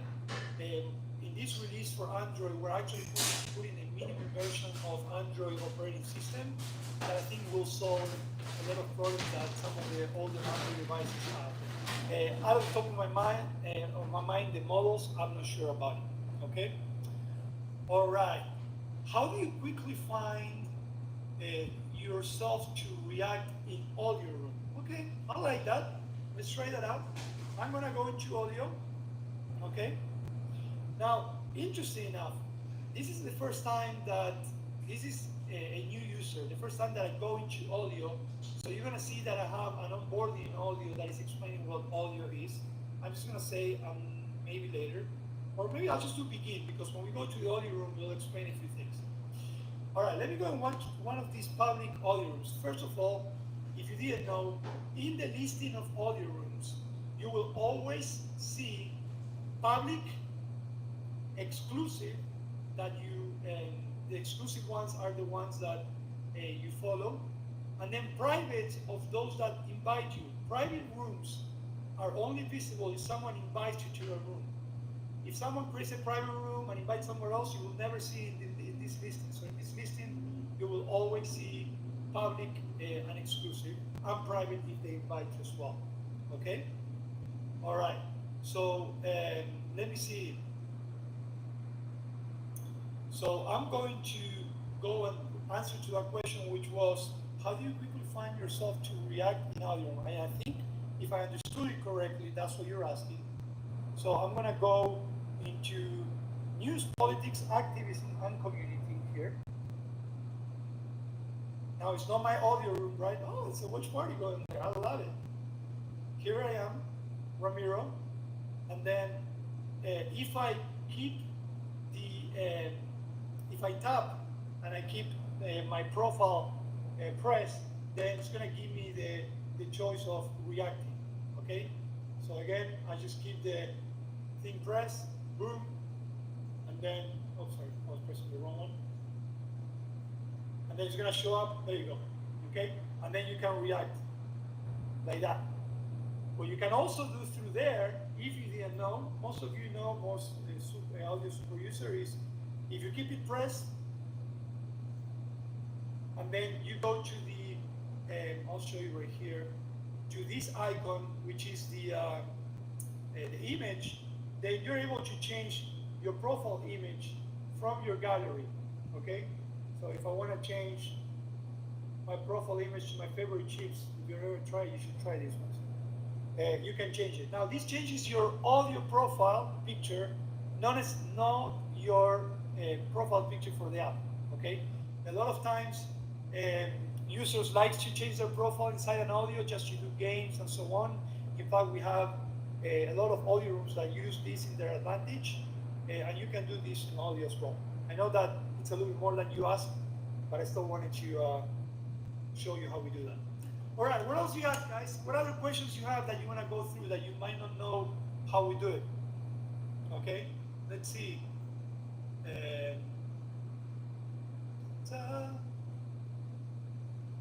What do you do here? I'm assuming if you're asking me, I'm the CTO for Fanbase. If you're asking what I do here. Add reaction icon to menu bar. This gives me 2 ways to emoji react. I mean, there's always different ways of doing things. We do want to add more emojis, but we haven't thought about shifting how we allow you to use emojis as well. When can we share other streaming platforms in Watch Party? Whenever we bring those integrations, we have it on the roadmap. Right now, only YouTube is supported, but in the future, we discuss bringing, of course, Fanbase Plus, when we have our TMP, Twitch, and other ones as well. But that's part of the roadmap, okay? All right.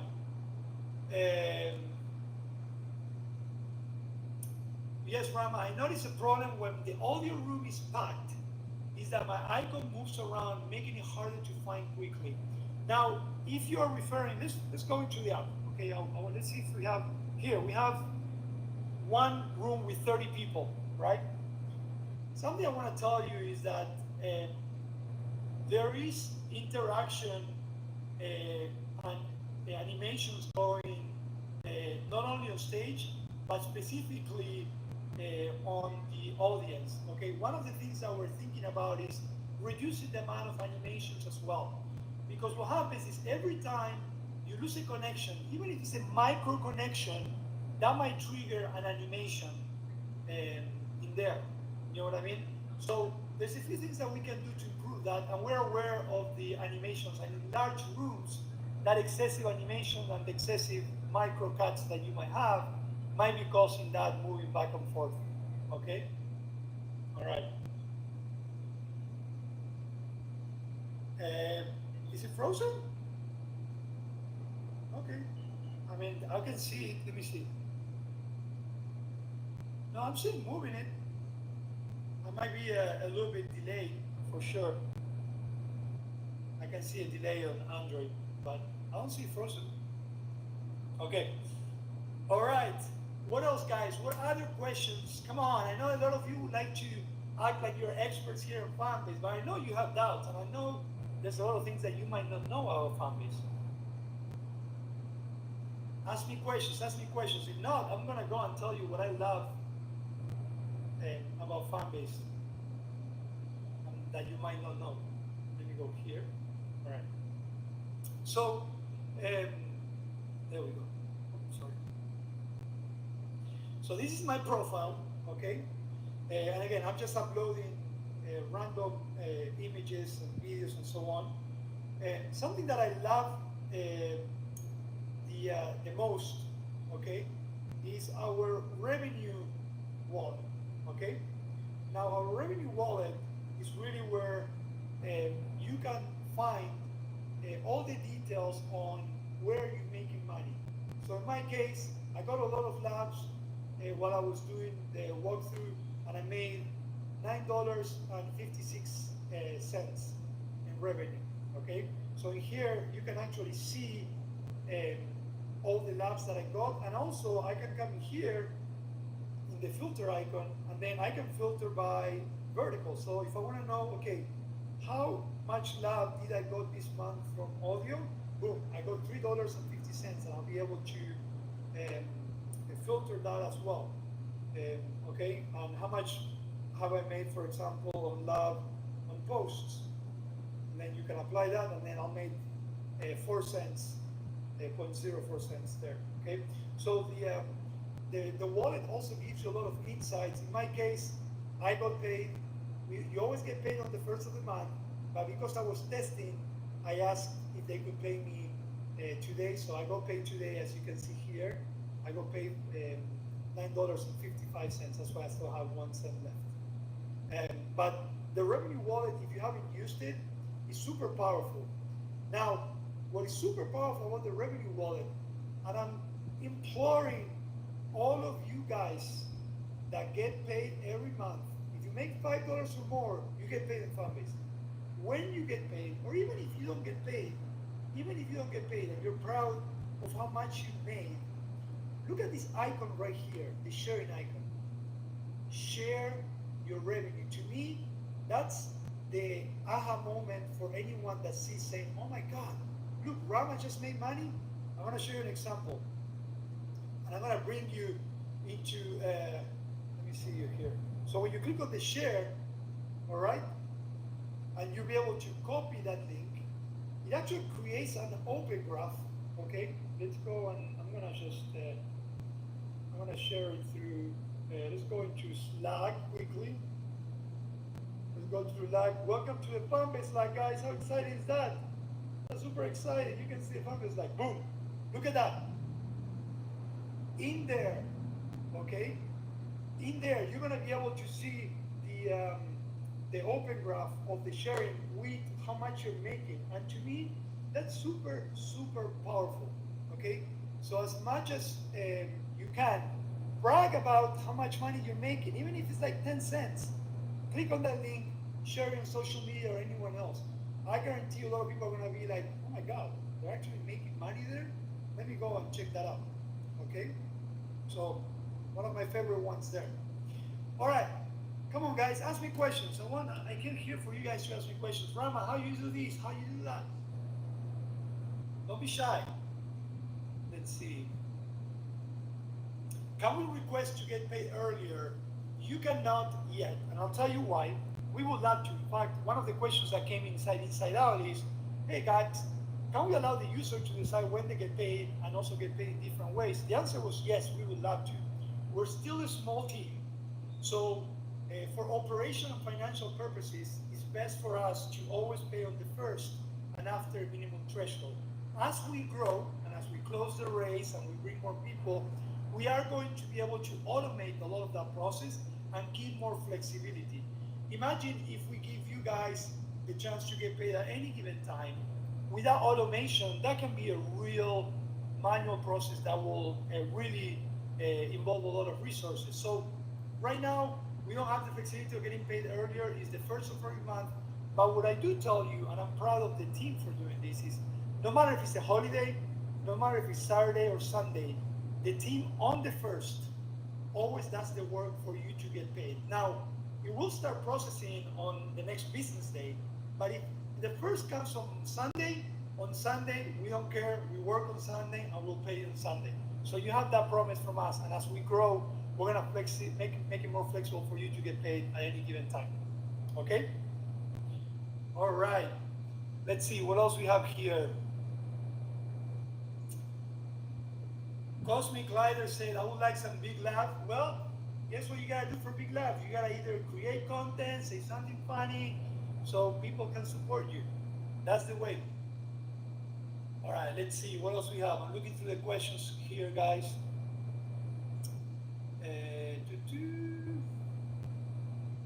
Sorry, I'm going through here. I'll be doing a Fanbase forward and replay after this. Okay, like it, love it. Are you all scraping data from your Alll data repository to develop your AI solution database?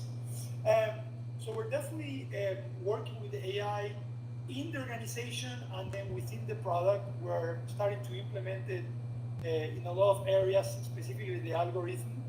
And as such, we are using a lot of the data that we have to help drive better decisions and better visibilities for creators. We do not sell or use that with third party. We use that internally. So I guess the answer is yes, but it's all to really cater the best experience to you. Example, depending on the interest that you have, you might be interested in sports, right? Let's say you love basketball. Wouldn't it be great to, throughout your Fanbase experience, not only be able to see sport-related content, but then suddenly come to audio room and be recommended conversations around sports, right? So the data that we use is really used across the entire app to give that streamlined experience, not only to supporters, those that want to support creators and want to find content, but also for creators as well, because again, no matter how great the content is that you make, if we don't help you bring relevancy to those who interact with that content, then you're not going to have success monetizing, right? So we're really into how can we use data to drive relevant visibility and help those that want to support the creator and those that want to create and bring relevant supporters to their content. Okay? Let's see what else we have here. Can a master moderator mute a person or put them in the basement as opposed to blocking them? Yes. Okay? So let's do this. Let's go ahead. I'm going to create an audio room. Okay? You guys should be able to still see that. There we go. I'm going to create a public audio room.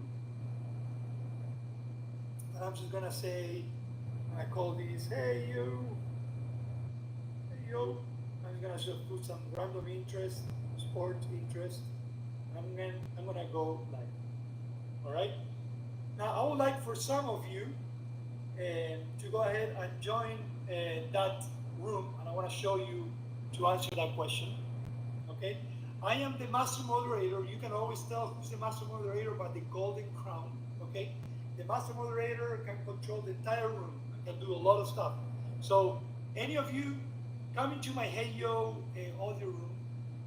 If you can, I know some of you will have to leave this one to come into this room, but all I need is one or two of you, maybe those that are in YouTube, to come into this room so I can show you around some of the things, okay? What you're seeing here is the experience of a first user. There you go, thank you, Duran. And as the first user, they get a little onboarding explaining how they can check the revenue and so on, all right? Duran, Michael, I promise you I'll give you twice as much. Give me some love. Just one love is good enough. There you go. Perfect. Thank you, guys. So as you can see up here, my loves actually started growing. If you tap on the love, you're able to actually see what that love translates to. So I actually just made 10 cents, and then I press the love. You can also go into the profile icon, and you can see who gave me love as well. So thank you, Duran. Thank you, See You Push, Michael. Love you guys. I'm gonna give you back. I'll show you how shortly. All right. So I'm gonna go ahead and bring. I'm not gonna be able to listen to you guys, but I'm gonna invite to stage Duran. I'm gonna invite to stage Michael, and I'm gonna let's see who else gave me love so I can do and See You Push. All right. What's up, guys? You probably hear an echo, so sorry about that. Just you can mute it. There we go. All right. Now I'm gonna give them love again because they gave me love. So here you go. I'm giving love to them. You can give love to those on stage. So I'm giving the love back. So they're making money here. Hopefully more than they gave me. All right. Good. You can also do big love if you want to. Right. You keep it pressed, and you can do big love as well. But in this case, to answer the initial question, is if you press on someone's profile. Okay, so I'm going to press on Michael, for example. There's several things that you can do as a master moderator. You can obviously see their full profile if you want to look at their content. You do have the audio profile, and we did that purposely because we want you to be inside the conversation. And if you want to follow or even subscribe to anyone, you should be able to do it quickly without having to go to their profile. So that's why you see this version of audio profile. And in there, you can obviously view the full profile. You can make that person a moderator. A moderator can also help bring other people on stage and moderate throughout the room. You can make them a master moderator, but then here's the answer. You can move them to audience as well. So I'm gonna move Michael to audience, all right? I think he left, so there you go. Move to audience. And he's gonna, sorry? Not letting Michael go to audience. And then what you can also do, okay, If you click on the three dots, I'm not gonna do a CEO push as well, but you can remove someone from the room, and that's what we're saying, kick them out. All right. So there's a difference between moving someone to audience, I just did with CEO push, for example, and then kicking someone out. So you can do that as well. All right. You can also mute as well if you decide to do that for everyone. Okay. So hopefully I answered your question there. But I'm gonna stay inside this audio room just in case there's any other questions that we can go through in here. When can we access our analytics so that we can be better market to our audience? Your analytics for audio, that will come soon. In live streams, you have post live analytics, but in, I'm gonna mute this room, guys. In audio, we don't have analytics post audio to do that. Hopefully soon. I would love to. I'm a big insights analytics guy. All right. Someone said, I encourage big labs because I think folks sometimes forget that they exist. That is true. We have big labs in audio rooms, big labs on content in feed. We have big labs on chat rooms, big labs on DM as well. So I'm gonna get out of here, guys. I'm actually gonna minimize it, okay? Ooh, guys, this is gonna change soon too. The audio bar, I'm so excited. You have no idea. I'm gonna go to the end. All right. I was chatting with Seal here, and as you can see, if I want to give lab to Seal, I can press on the lab, and then you can give big lab on DM too. So you can make money on DM too. So big lab is in DM as well. All right. I'm gonna go back to the room. Let's see what else. What else we have? Going through the questions. Yeah, I know that a lot of people have said that it would be great when someone comes on stage to be automatically muted, and we heard that, and we're going to be working on that. Let's see, what else we have?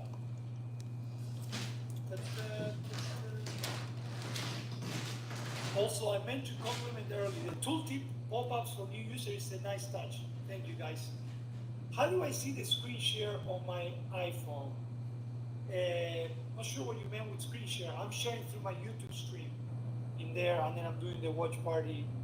Okay, I'm gonna leave that room, guys, for now, so I don't want to confuse people. Thank you for those that helped me join. Hopefully, you made a few cents in there. Rama, what feature is least used? Okay, interesting. Out of all the features, I would say right now, and I understand why, I'll tell you why. Stories, I would say. Stories is one of the verticals that we haven't done much work lately. We want to refactor that one. We're going to be working and bringing a lot of functionality. So I think stories is one of them. And I think more than anything is because if you, out of all the functionality we have, if you compare stories in Fanbase with other stories in other platforms, we're obviously far behind. And I think that's when users are like, okay, you know. But the good thing about stories is that you can create exclusive stories. Let me walk you through that. All right. So I'm gonna go into stories here. All right. I'm here in the Fanbase, and I'm gonna do a small video. What's up, guys? I can press it up to 15 seconds. All right. So I made the video. We do have some functionality where you can have filters. The stickers is very basic. We're not, I'm gonna be honest, I'm not very proud because I know we need to rework all of this, but we will soon. Okay? And then you can add text, and I'm gonna just put yes, and then you can play around with the text, you can give backgrounds and so on. All right? Now, the one thing that I like about stories that I think is different from the rest, the editing itself, I think we have a lot of work to work on. But when I go to publish it, okay, and this is important, is you can select it as a public story, or you can select it as an exclusive story. You can make money out of stories, regardless if it's public, because someone gives you love, or if it's exclusive, meaning someone will have to pay to see it. So I'm gonna select exclusive now, all right? And you can see in there that my story now, which you can also see, on my profile, you see the purple round. So if I go in here, this story, I can see it, of course, because it's mine, but everyone else will see it blurred as exclusive. And the other thing I like about stories too is that you can look at who view it, and also you can look at the stats. We actually have stats for stories. We don't have for audio, we have for live streams.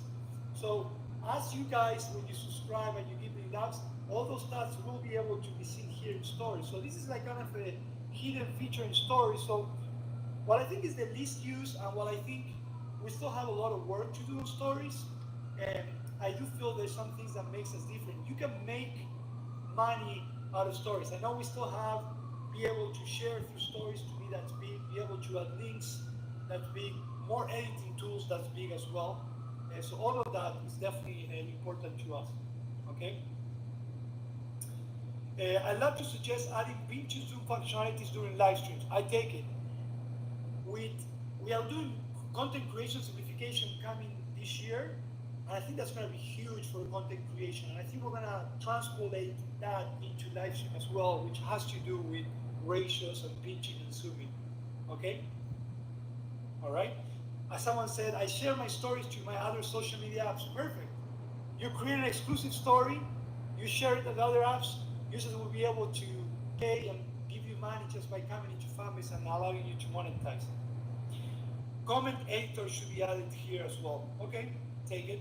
Perfect. All right. Can you add the ability to click on users that paid you labs and get to the comments that was lab from the revenue tab, please? Okay. So I see what you're saying. So can you, let's see if I understand what you're saying. So I'm going to go to my profile. I'm going to go to my revenue dashboard, my revenue wallet, sorry. I'm going to go into details, okay? Oh, another thing. Do you realize how everything's real time? I just got love on, hey, Andy, what's up? Andy, don't get mad, man. I'm not looking as pretty when you make me pretty, but I wanted to do what you wanted to do. So I'm doing it through the computer, so I'm not on 4K. Sorry. So as you can see, this is real time. If I go to view details, okay, I'm going to see that Durant, CEO Push, they gave me money, Michael gave me money, so I can see all real time. This is happening. This is important, guys. You know, imagine if you're making money and you want to see right away, you know, how much you're making and where you're making it, you can see that. Now, the question that was asked was, it would be great if someone gives you love on the DM, for example, or in a comment, for you to be able to click in here and take you to a comment so you understand where it was given. 100%. I love that.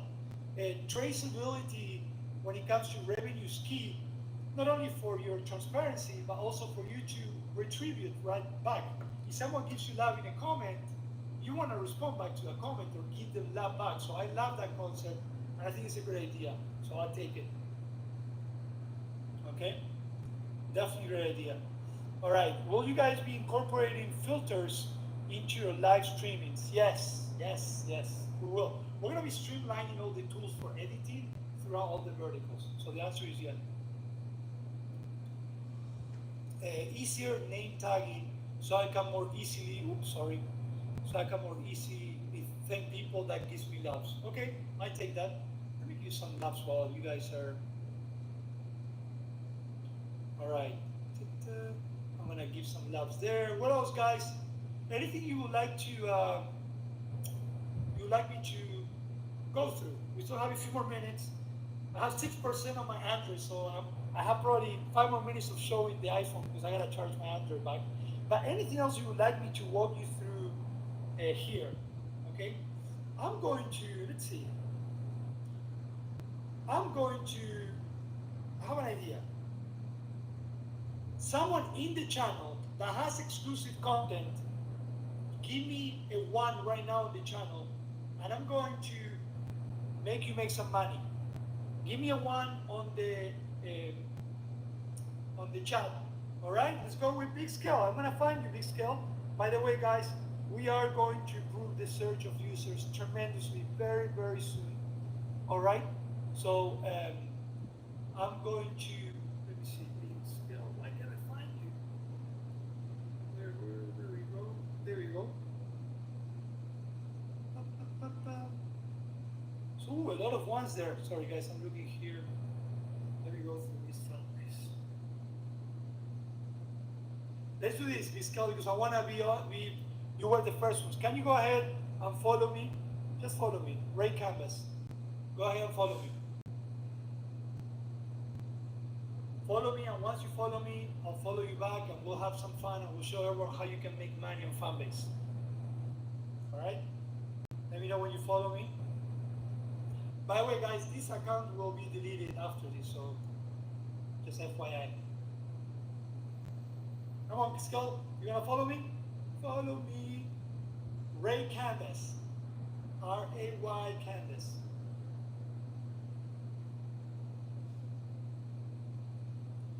Okay, someone says, how do you search for specific hashtags? In the meantime, I'll wait for that. Oh, there you go. Big Skill is following me. So I'm going to follow you, number one, okay? So I'm going to follow you. And then I'll answer the hashtag shortly. All right, Big Skill, here we go. We have a creator. So I'm following her, right? So I'm going to go into Big Skill's profile, all right? And in there, I'm gonna say, you know what? I love this creator. That's really good content. So we have all these tabs in the profile. The first tab shows all the public content, regardless if it's Flicks, live stream, and so on. Then you can filter. If I tap in here, you can go to Flicks. If I tap in here, I go to Fanbase Plus. If I tap in here, I go into camps, what camps she's following, so I can also follow those. And then I go into the exclusive content as well. Okay, so with that said, let's go into. I'm sorry. This is all Fanbase Plus. There you go. Let's choose a non-Fanbase Plus exclusive content. I'm like, oh my god, I want to see this video from Scalp, but you know what? I don't want to subscribe to her to be able to see all the content. I just want to see that piece of content only. So what I'm going to do is I'm going to press on that piece of content and I'm going to say unlock. All right. Now it's going to tell me, hey, it's going to cost you 125 labs to unlock that. And I'm like, okay, I'm going to go ahead and unlock it. All right. Now I didn't have 125 labs, so it's telling me, hey, you need to buy some labs in order to support this creator. So you know what? Big Scale, you are worth it. So I'm going to go ahead and buy 100 labs. So you can also see how easy it is to buy labs in Fanbase. I just do double click, boom.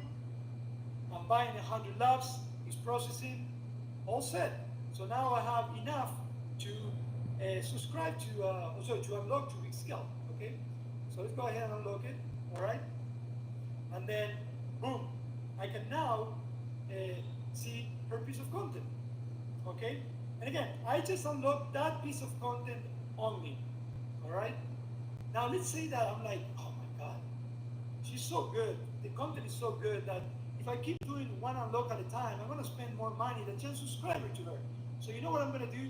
I'm going to go ahead and subscribe to her. So I'm going to click on subscribe. I also want you to understand how simple it is to subscribe and you know how great this is. So it's going to explain me what kind of exclusive content could she be giving, right? You can have exclusive stories, exclusive posts, exclusive Fanbase Plus, exclusive rooms, and we also have exclusive live streams that we need to add in here as well. And you also get a subscriber badge every time you comment in this post. So I'm going to go ahead and say, yes, I want to subscribe. And I'm going to do double click. And then boom, I'm subscribing with her. I'm done. That's simple. Took me a second. All right? And now it says welcome. And guess what? Now I can see all her content. And I'm sorry, I'm not going to show all the content because I know that other people will be able to. But isn't that great? You have the ability to either support individual pieces of content or support the creator overall with subscriptions. And if she ever does an exclusive audio room, I'll be able to participate without having to unlock and without having to subscribe again, right? Their subscriptions, okay, are a 1 month period, right? So that means that if I unsubscribe from her today, I'll still be able to see all her content until that period is over. So if I go back, let's go back here. If I go back to labs and I go to subscriptions, okay, you're gonna see here that I'm subscribed to her and my subscription will go until August 17th. If I unsubscribe from her today, I'll still be able to see all her exclusive content until August 17th. Why? Because that's the fair thing to do for the supporter and that's the fair thing to do for the creator. For the creator, if I pay $4.99 and I subscribe, and then halfway in the month I decide to unsubscribe, it would be fair that I will pay you half a subscription, right? I committed to you the entire month, so I'm paying for the entire month. So then you gotta be fair to the supporter too.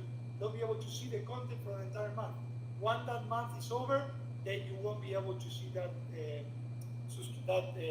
content anymore. Okay?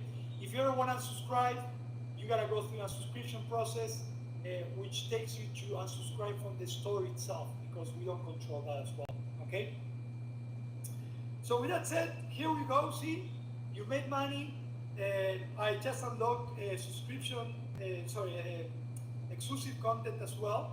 And that's how it works. It's simple. And I know that for us that we've been in Fanbase for a while, it looks simple, but I know it can take time. And we're trying to do a better job explaining this to our users and the power of that. So I want you guys to understand that we're working on that too, because we understand there is a learning curve when understanding the social economy that Fanbase brings. Okay? All right, we have a few more minutes. Someone asked, how do you search for hashtags? Now, I will say for hashtags, it's very important to know that there is an improvement to be made. But if you, for example, let's say that you're looking for hashtag for soccer, you will go to trending, then you will go into soccer, and then you will be able to see all the soccer content as well there. So it's as simple as going to trending, putting the hashtag, and then finding that content in there. Now, the thing about hashtags, and that's what I don't like that much about hashtag, is that it can be manipulated by users, okay? So hashtag sometimes doesn't define a trend because it can be exploited, right? Someone says like, oh, if I use this hashtag, I have more visibility, and you can put a hashtag of soccer, and then suddenly it's a cake, right? So have in mind that sometimes the content might not be relevant, but we can control that at least quite yet, all right? Do big labs get dropped frequently? We do see big labs being used a lot, but obviously simple labs is easier. See, I just keep pressing and it's just easy, all right? All right, what else we have? I have 4 minutes left on my audio, on my iPhone, my Android device. So I'm gonna take a few more questions for the demo and then we'll wrap up. Okay, let's see what else. Thank you, Ty. I appreciate it. I appreciate it. I'll try to do it. You know, it takes time, but I would love to do this every week. Okay. Let's see. We need to preview these for new users as the headline for the app. Okay. I had no idea the access continues until expiration. It does, because you're paying for the entire month. And because you're paying for the entire month, it's fair for both the creator and the supporter, right? Now, what you cannot do is unsubscribe, and then you cannot use that subscription for someone else for free. Make sense? So I think it's a fair environment all across. Fair to the supporter, fair to the creator. You committed to 1 month subscription. Now, one of the questions that came in this Fanbase Inside Out is, will we ever allow 1 year subscriptions or shorter terms? We will explore, definitely. We want to give you the flexibility, but that flexibility sometimes takes with work and money to do that work. So you gotta choose what kind of flexibility we give you. All right? All right, one more, and then I gotta charge the battery. If not, my phone is gonna die. What else? All right, well, I'm gonna disconnect, and I'm gonna stop sharing so I can charge my, there we go.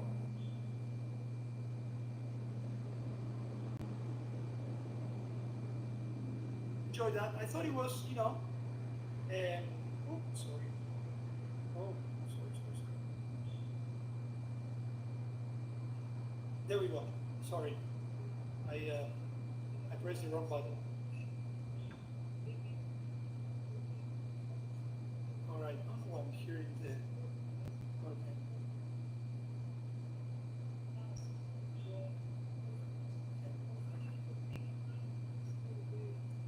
Oh, hold on, I know what's happening. The audio is coming through the...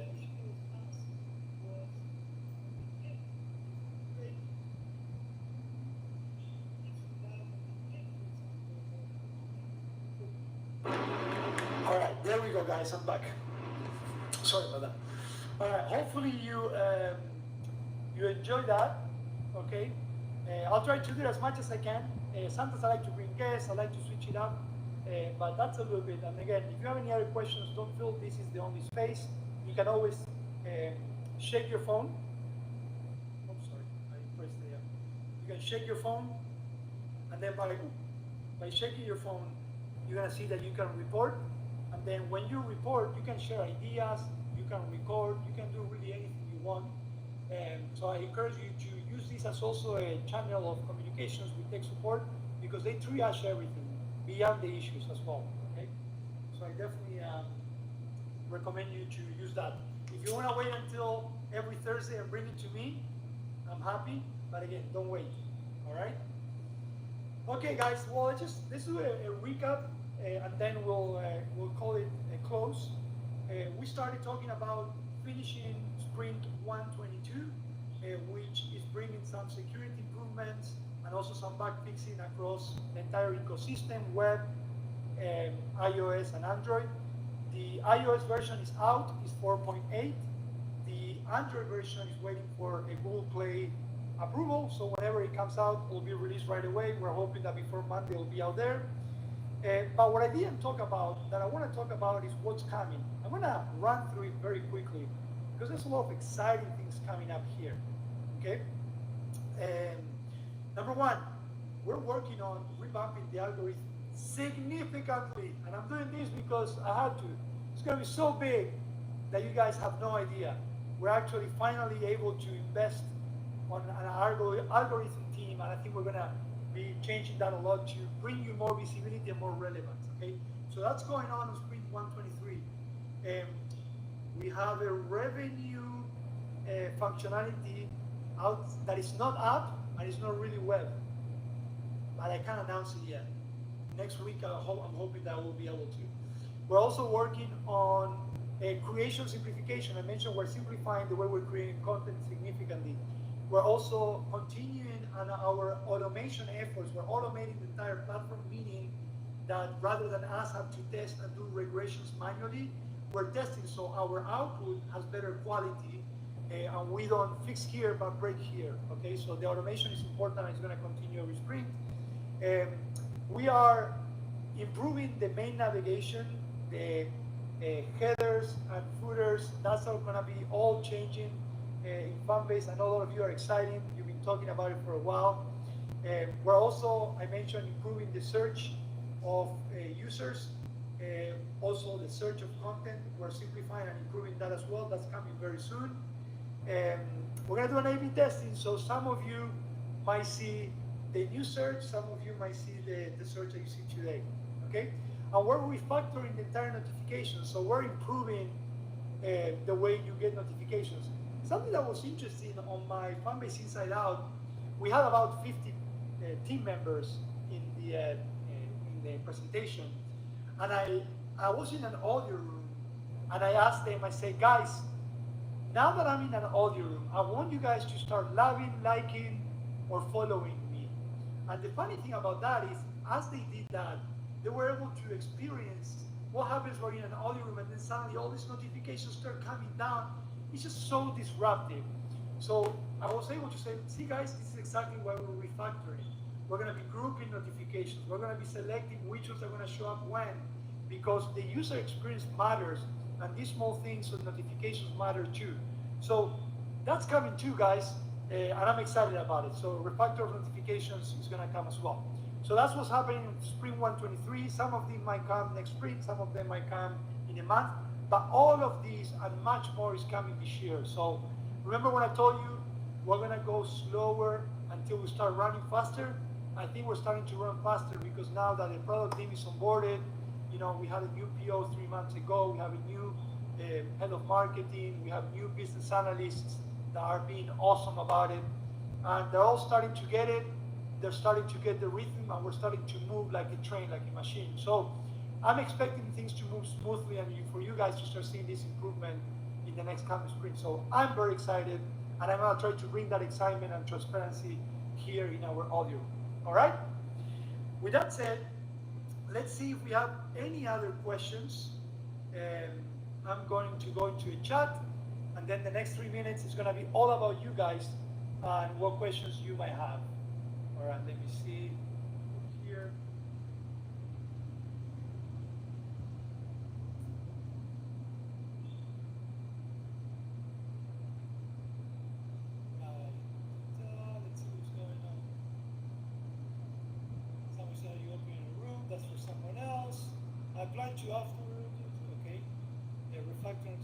subscriptions. An algorithm readjustment with a massive spike in usage. Well, Fanbase should try it. We're doing it. I'm telling you, we're doing it. There will be a little trial and error in our algorithm, but I'm saying this is it. We're finally there. That's why I was excited about having such a good start of the year this year. That allowed us not only to grow user base, but also grow investment, because with that investment, we're finally able to do a lot of things that we've been wanting to do. Okay? Let's see. Someone says, we are the head of marketing. Yes, you are. You're right. I do want to introduce you to the head of marketing. She's been avoiding my Thursday tech talk, but not anymore. So I'm hoping that next week I'm going to be able to bring Ashley over. All right? All right, guys. Well, I don't see a lot of questions. A long week. I still have one more session on Fanbase Inside Out tomorrow with the entire team. I'm tired, but I'm excited. I hope you guys are as well. And I hope you enjoyed this Thursday Tech Talk. We have this recorded. I'm going to try to bring it as a Fanbase Plus in my Fanbase Plus, so you can see there if you missed it. And with that said, guys, thank you so much for being there. Just to remind you, we're still raising money, and that money goes into making this improvement, goes into giving you what you want and what you need as a creator. So if you go to startengine.com/Fanbase, you'll be able to help us beyond what you're doing today, which is already a lot, which is using Fanbase, giving us feedback, and sharing everything about Fanbase, content, profile, the good news, and so on. So startengine.com/Fanbase, if you want to help us continue this journey, that would be great. With that said, thank you guys. I'll